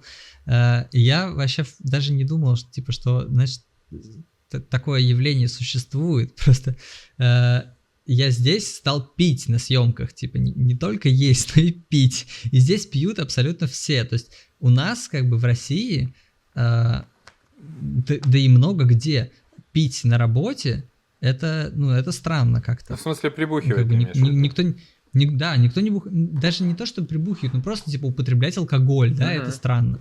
Понятно, что никто не бухает, не напивается. Употреблять алкоголь — это странно, а здесь это супер норма, и бухают все, вообще абсолютно. И я здесь пить стал намного больше, блин, чем в Питере, казалось бы, блин, в Питере пить, ни хрена, в Дубае. Это капец. В Дубае вообще странно пить, потому что там же, типа, с алкоголем свои заморочки. Вообще не так. Ну, это прикольно, слушай, постоянно коктейли меню снимаешь, все пробуешь, ну, класс, типа, интересно же. Ну, я просто за рулем же, поэтому... Да я не пью. А здесь, я тебе скажу, здесь есть какой-то порог, во-первых. Так у нас тоже есть. Достаточно порог. Намного выше, чем у нас, я имею в виду, то есть можно подпитым ездить. И плюс здесь нет ДПСников же на дороге. И тут порой прям люто бухие люди гоняют. Вот у нас друг, мы поехали, а он типа достаточно серьезный чел, он, знаешь, там управляет арендой тачек, этих лакшери тачек. И мы с ним ходили в заведение на бранч, жена моя еще была днем. Кстати, бранч тоже тут капец. Я в Питере тоже привык, что бранч — это на выходных днем люди приходят пожрать вкусно. Типа как такой супер мощный прикольный завтрак. Интересный, такая история. А здесь в Дубае бранч — это когда люди бухают и одновременно жрут, и одновременно танцуют днем. Там прям диджей, короче, мощная музыка, все дэнсят. И при этом одновременно в этот же момент, обычно у стоячих столиков чаще, хавают и бухают. Это супер странно. И это очень популярно. Просто толпы собираются на бранче. Короче, мы ходили на бранч, там нормально подпились, я там снимал одновременно. И друг говорит, что сейчас поеду куда-то на встречу, он подпитый, за рулем, но при этом как бы он не пьяный, но он типа сильно подпитый. и куда-то поехал. Типа. Я тогда охерел. Это как бы тоже был первые были месяцы. Я прям удивился такому раскладу. Ну, это такое. Событий, Это... да. Не могу сказать, что это что-то позитивное, если Да, могут да, пьяными я ездить, согласен. это отстойно. Вот. Ну, как бы то, что это существует, это удивительно. Тем более в такой стране Такое, да. мусульманской. Странно. Причем, опять же, вот соседний Эмират, это можно сказать как одна агломерация, Дубай и Мгм. Шарджа, они как бы там границы нет никакой между ними, как один здоровый город, один в другой перетекает. Но при этом уже в Шардже, в соседнем Эмирате, гораздо более строго все, менее демократично. То есть там, например, там в Рамадан до сих пор в ТЦ нельзя хавать. На улице-то понятно, что нельзя, на улице и в Дубае не приветствуется. Но в помещениях внутри все едят спокойно в Рамадан. А в Шардже нет. В ТЦ тебе не дадут, охранники не дадут просто есть внутри ТЦ. Если ты купил на фудкорте хавку, иди домой ее ешь. Вот. Нифига. Да, да. Ну там в Шардже очень много локалов живет. Но с другой стороны, сейчас Шарджа, она типа под саудитами считается. И саудиты, они же сейчас супер тоже бустятся. Свой Дубай строят. Вот. И тоже как бы постепенно там все более становится по-европейски в Шардже. Понятно. Так. Что там еще? Организационные я знаешь, что моменты. хотел? Давай. Ты когда говорил, мне это ты говорил про свет, Мгм. про то, как я начинал, мы базарили про, что у меня был один маленький источник, потом я купил что-то еще. Я что хотел сказать, что, в принципе, вот у нас в чате, типа, супер часто же пишут, а-ля вот, хочу там что-то купить, типа, вот что мне купить еще там, какую вспышку. На это всегда ответ очень простой, что типа, когда тебе понадобится вторая вспышка, ты сам уже будешь знать, что тебе купить. Ну, плюс-минус. Ты можешь сомневаться в выборе модели. Типа, взять там с такой лампой или с такой. Это да. Просто я вот вчера, когда готовился тоже к подкасту к нашему, собирал фотки, я понял, что на это нужен бюджет, но очень крутой способ довольно быстро разобраться в свете — это буквально запереться в студии и перепробовать все, что только можно. То есть разные головы под все возможными углами, с разными модификаторами, с разными объектами, типа с такой тарелкой, с другой, с таким бокалом, с такой жидкостью, с прозрачной, непрозрачной. Когда ты сам перепробуешь все, ты тогда и поймешь, как работает свет, потому что смотреть типа видосы — это прикольно, но это не практика. Прочитать Библию света — это прикольно, но это не практика. Только в практике ты, типа, это чувствуется, понимаешь? Вот когда ты уже вырос, когда ты уже умеешь, ты же не думаешь о том, типа, а если я поставлю, типа, сюда свет? Вот как ты типа ставишь Лучше туда, будет. потому что ты понимаешь, типа, как он пройдет, что он просветит и так далее. Ты ставишь, типа, супер осознанно все, что у тебя есть. Поэтому да, когда ты знаешь, под каким углом как что светит и как что рассеивает, ты и понимаешь, у тебя появляется это понимание только с практикой. Поэтому супер круто запереться в студии и все отрабатывать. Ну, блин, Ну, даже это- если... Это не обязательно должно быть типа миллион разных всевозможных насадок. Можно, по крайней мере, в какой-то супер дешевой студии, где типа один источник и один софтбокс, уже если там запереться на 2-3 часа, то уже можно очень многое понять. Просто фишка в том, что надо пробовать. Не надо, типа, знаешь, смотреть какую-то схему света и повторять ее, и бояться экспериментировать. Надо экспериментировать, надо, типа, поставить сюда, посмотреть, как оно, плохо, хорошо, типа, поставить в другую сторону и анализировать, постоянно анализировать. Смотреть чужие работы и тоже пытаться понять, типа, как здесь, какой свет, пытаться там посмотреть какие-то по бликам, по теням, пытаться прикинуть, потом ты типа проанализировал, подумал, потом пытаешься повторить то же самое, и так и растешь. И даже, ну, как бы, сколько бы у тебя ни было опыта, вот это творческое шило, оно так и устроено, что ты где-то что-то увидел, такой, о, типа, а если вот это с этим сочетать, типа, что будет? Хочу попробовать. Вот. У меня, кстати, с хот-догом, который там у меня в фотках, так и было, что на тот момент уже капец как задолбало снимать на цветных фонах, и я где-то что-то увидел с какими-то шторами, и такой, о, шторы, секс, хочу. И пришла когда эта съемка на хот-доге, у меня прям в голове сложилось сразу, что вот этот хот-дог, какая-нибудь каменная мраморная херня под ним, сзади это штора, типа, и все, я заставил все купить, все пропсы, мы там нагладили эти шторы, и я поставил все, типа, весь свет, нам приготовили хот-дог, я, знаешь, что туда вот так вот, так, пыньк, поставил хот-дог, нажал кнопку и такой, и все охуели просто в моменте, потому что это, ну, вот несколько разных каких-то референсов, пазлов сложились в голове, и стало интересно, а что будет, если все это вместе собрать. Вот, это как раз и происходит благодаря тому, что ты умеешь анализировать и понимать, что для этого надо делать. Ну, блин, я тебе так скажу. Вот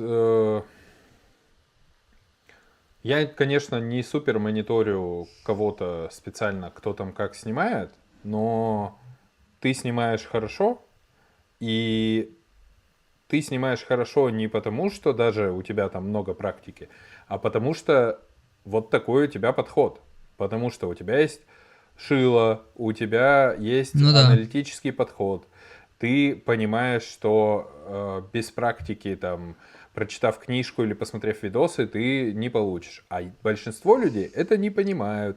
То есть кто снимает хуже, кто боится, кто спрашивает, какую вспышку выбрать. Ты спрашивал кого-то, какую вспышку тебе первую выбрать, вот, которая у тебя там спидлайт был? Слушай, я просто у кого-то увидел похожую вспышку и купил такую же. Вот, типа, логично. Логично. Я вообще, у меня, ну ладно, у меня много было вспышек и как бы... по поводу того, чтобы закрыться в студии, это сработает для человека с твоими скиллами, условно, ну вот как-то с чертами характера похожими, да?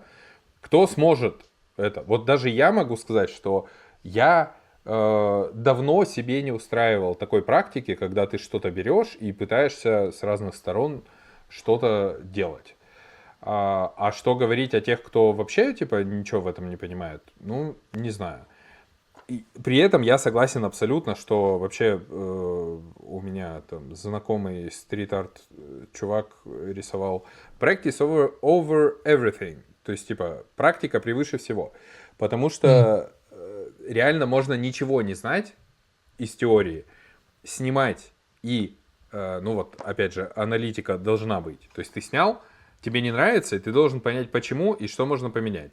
То есть либо ты можешь бездумно двигать вспышку по 1 градусу вокруг блюда, да, либо ты такой видишь, ага, вот тут такой блик, значит, ну там, ладно, физика, оптика, там какой-то 6 или 7 класс, угол падения равен углу отражения, значит, мне нужно туда переставить, чтобы не было этого блика, или чтобы наоборот он появился, если ты хочешь, чтобы блик появился. То есть нужно, думать и что-то понимать. Это... Закрыться в студии можно я понимаю, наснимать фоток. Не, просто ты вот говоришь, типа, что такое работает, если ты, типа, супер умеешь анализировать и докапываться, тебе интересно. Но, слушай, с другой стороны, как бы, окей, если тебе тяжело в этом плане, то ты же не выйдешь только на том, что ты потребляешь какую-то информацию в готовом виде и копируешь ее один в один. Типа, это же... Мне кажется, это так не работает. Типа, нельзя так... Есть ли в этом какой-то интерес, если ты просто копируешь, типа, получаешь ли ты при этом удовольствие? Хотя, знаешь, тут можно уже прийти к тому, что, типа, да, есть люди, кому как бы вообще похер, они просто снимают ради денег, и им как бы лишь бы, наоборот, найти наиболее простое готовое решение, чтобы с минимальными усилиями получить максимальное количество денег. Ну да, наверное, мы говорим сейчас не про такой случай. На твой взгляд, вот ты сказал, у меня родился вопрос. Как ты вообще относишься к фразе «схема света»? То есть, типа, все любят смотреть на чужие схемы света. Все спрашивают, а с какой схемой света лучше снимать роллы? А с какой схемой света снимать пиццу? Что ты скажешь про схемы света? Смотри, что такое схема света для меня? Это конкретный сетап, который был использован в конкретном случае. Такой ты И просто вообще вот просто. Это была моя заготовленная фраза для того, чтобы после тебя сказать. Для конкретного случая лучше всего подошла именно такая схема, потому что так-то и так-то. Но если что-то поменять из этого уравнения, то, возможно, придется поменять что-то из света в том числе, потому что уже подходить не будет. Вот как я к этому отношусь. И не существует никакой одной схемы света для всех пиц, в свете, или для всех супов, не знаю. Такого нет. Как и нет одной схемы света для съемки людей. Что за... Ну, как бы, если кто-то так мыслит, скорее всего, Рембрандт с одним и тем же светом рисовал всех подряд. Окей? Нет, не окей. Ну, вообще, смотри, нет, я с тобой согласен, ты у меня прям с языка снял. Я заготовил сначала этот ответ, а потом задал тебе этот вопрос. Но у меня еще есть, как бы, в каком мире может быть жить схема света, только в том, в котором ты ты пришел снимать объект, ты его снимаешь, ты выстраиваешь вокруг него свет, и в момент, когда у тебя получился нужный кадр, который устроил заказчика, тебя, все, для всего подошел, вот это схема света, которую надо засейвить, если нужно будет снять такой же объект для этого же каталога, например. Вот это я могу назвать схемой света. Но опять же, если другой объект, то свет может поехать. Ну, то есть, типа, может быть, придется менять. Как будто бы схема света под этим определением чаще всего подразумевается не только конкретный набор источников и модификаторов и их положение в том числе, и даже их мощность, что, это полная чушь. Типа, то, о чем ты говоришь с заказчиком съемки, там, каталожки какой-нибудь, да, но надо держать в голове, что может меняться положение в зависимости от объекта, в зависимости от ракурса. У вас изменился ракурс, у вас может измениться положение источников, это нормально. Просто это можно назвать не схемой света, а это можно назвать, я не знаю, назовите это каким-то определенной стилистикой светотеневого рисунка. Хорошо? Нет. Так более понятно, мне кажется, на мой взгляд. Потому что если ты поменяешь софтбокс 60 сантиметров на 62, схема света при этом не изменится, друг мой. Я тебе больше скажу, я могу поменять софтбокс 60 на 90 на 80 на 120 и сохранить картинку абсолютно такой, какая она была. Если я его немножко отодвину, можно даже посчитать, насколько надо отодвинуть. Ну да, но нет. Этим мы и займемся в следующем эксперименте. Слушай, когда я снимал людей, я тогда, это же Inverse Square Law, и я тогда смотрел Зака Эриаса, и он говорил, встань на место модели, смотри на софтбокс, если тебе нужно сохранить такой же светотеневой рисунок на модели, то есть такую же мягкость цвета, такой же fall-off, типа как он от света к тени переходит, то ты, когда смотришь вот на площадь софтбокса, которую ты видишь, ты, если хочешь в 2 раза отодвинуть... Смотришь, что за ним. Да, он должен перекрывать тот софтбокс, который ты поставил. И при этом, тот типа софтбокс должен быть такого же размера относительно твоего взгляда. Вот, такая тема. Но это я там году в 2010 смотрел Зака Эриаса, когда еще людей снимал. Портретная студия у меня была в переходе между двумя высотками. Вообще, мне кажется, супер база — это прочитать Библию Света вначале. Вот эти все моменты как раз, о чем мы говорим, с площадью там и так далее. Как бы, если вам тяжело читать какие-то, воспринимать какую-то геометрию там и так далее, ну, сделайте усилия, поднапрягитесь, если вам хочется в этом разобраться, что я могу сказать. Написано там довольно сухим языком, это да. Да. Но при этом там масса всяких разных примеров, которые опять же можно самому потыкать, точно так же поставить и посмотреть, что из этого будет. Это очень полезно. В начале так особенно. И в середине тоже, типа, если вы знаете какой-нибудь фотограф, который все время как-то неосознанно, не задумываясь, чем-то куда-то светил, очень тоже полезно ставит, структурирует очень хорошо. Структура это... Всякие сразу моменты закрываются базовые. Схемы света прикольно в инсте публиковать. У меня очень хорошо посты собирают, когда я в карусельке выкладываю схему света, потому что, ну, опять же, это хорошая помощь как раз-таки тем ребятам, кому интересно проанализировать, понять, как оно сделано. Понятно, что когда тебе на тарелочке показывают как, это уже не так интересно, как самому анализировать, но, с другой стороны, проще. Кому-то сложно анализировать, а так, может быть, увидев готовый результат, больше вероятности, да, что человек сам попробует. В таком случае схемы света прикольны. Чувак, это очень забавная мысль. Это же не значит, что надо, типа, брать вот эту схему и вот все с ней снимать. Или чувак, вот брать эту схему и такой же объект, и все с такой же схемы снимать. У тебя эти посты заходят только потому, что люди смотрят твою схему света, чтобы ее скопипиздить. Пожалуйста. Да, нет, да, пожалуйста, я имею в виду, если ты хочешь забустить свой Инстаграм, пости только схемы света, все будут заходить с одной единственной мыслью, что они у тебя своруют этот стиль, и все. И если они бездумно его будут... Вот ты, кстати, говорил фразу, что, типа, если просто копировать и бездумно применять, то, типа, на этом далеко не выйдешь. На самом деле есть очень много людей, которые только на этом и выезжают, и... Я понимаю. Не выйдешь на этом только с точки зрения того, что у тебя никакого нет развития абсолютно. И ты... будешь продолжать следить за тем же чуваком, если у него тоже развитие остановилось, то ты вообще как бы останешься без каких-то...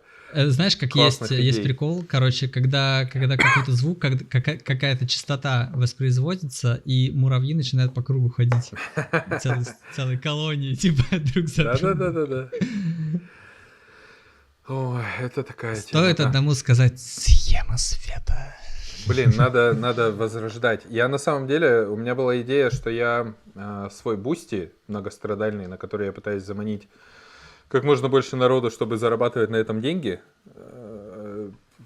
я хотел туда, короче, грузить все свои бэкстейджи и не грузить больше на YouTube. И я пришел к тому, что нахрен, не буду я так делать. На бусти я заманю вот с помощью этих... Первое в голову разборов? Я вчера, да. Потому что, разборы на самом деле как бы всем нужны, причем это такие разборы реально не токсичные.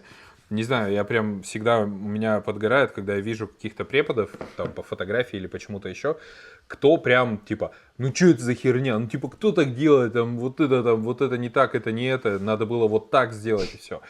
Я как бы стараюсь не быть таким токсиком, я просто говорю, что мне первое в голову приходит, и это, ну, кому нужен мой совет, кто прислал как бы эту фотку, он может воспринять, увидеть фотку моими глазами и, ну, что-то для себя понять.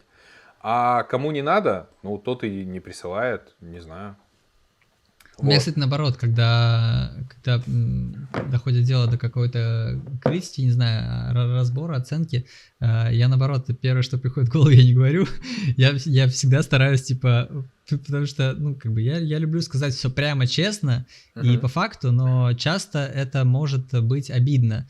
И потому что, типа, у человека нет этого видения, да, у меня это видение есть. И как бы это в лоб, это может быть жестко. И я, наоборот, обычно думаю, типа, как бы все объяснить так, типа, с точки зрения видения другого человека. И еще супер важный момент, что до хера всяких нюансов это вкусовщина. И каждый раз это, по 10 раз надо проговаривать, что вот ты сделал так, я бы сделал так, но это вкусовщина, и это не значит, что типа я прав или ты прав. Типа, вот тебе так захотелось, хорошо, типа. Так тоже можно, типа. А можно еще вот так вот. Типа. Но это не значит, что то или то правильно или неправильно. Таких моментов супер много. Да, ну, не знаю, у меня как-то... Вообще этой рубрике больше 5 лет, я там ее проводил еще реально в 18-м году, по-моему.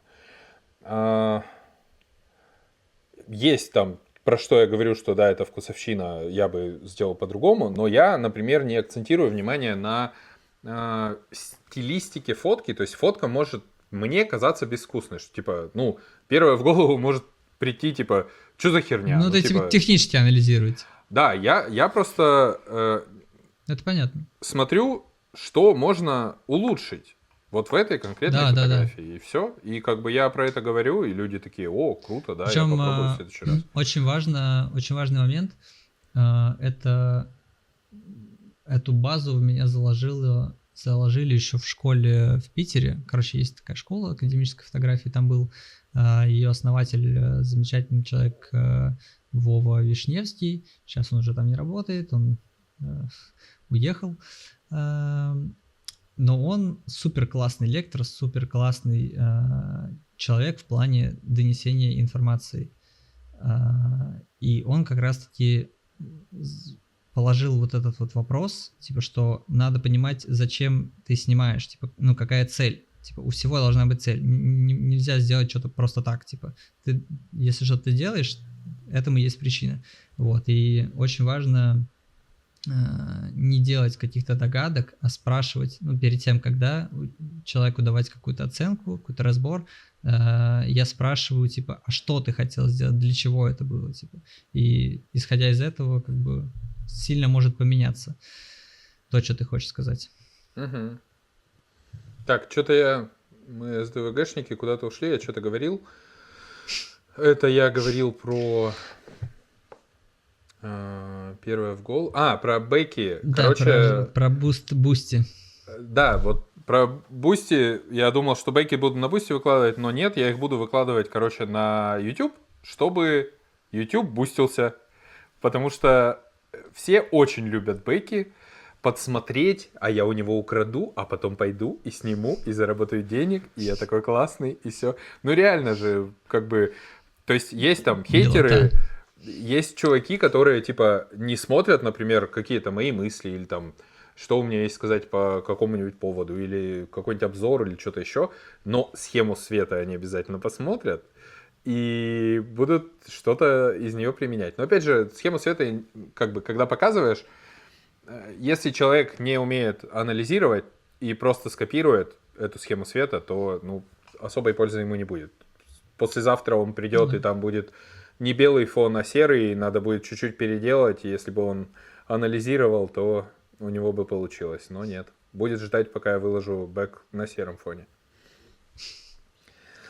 Да. Любопытство. Включайте любопытство. Но опять же, любопытство есть, когда тебе нравится то, чем ты занимаешься. Да, естественно. Ну, занимайтесь тем, чем нравится. Не занимайтесь тем, чем не нравится. Во! Это вообще база. Это очень это хорошая мысль. Да. Надо кайфовать от того, что ты делаешь. Меня в детстве всегда очень удивляло, знаешь, когда родители говорили, что типа, вот, типа, деньги, сынок, зарабатываются там потом и кровью, короче. А я не понимал, типа, какого хера вообще вот эти деньги так тяжело зарабатываются. А потом все стало понятнее. А потом как понял. Сначала не понял, а потом как понял. Короче, да, когда кайфуешь от того, что делаешь, намного приятнее жить. Отличная мысль. На этом мы заканчиваем. Спасибо Никите за то, что Вообще, наконец-то, да, Я согласен. Наконец-то мы собрались! Да-да-да, не прошло и сколько? 3 года. Следующий подкаст через 4. Не знаю, посмотрим, если пойдет хорошо и придумаем про что. Можно же выбрать тему подкаста и потрещать. Не 3 Да часа. нам тему не надо. а час. По ходу сообразим. Ну, можно, да. Все, давайте, всем пока. Спасибо за Давай. внимание. Всем Палец пока. вверх, все дела. Все. Шерьте, Так, комменте. Шерьте, комменте. Ты теперь берешь, аккуратно на OBS нажимаешь «Остановить запись», больше ничего не трогаешь.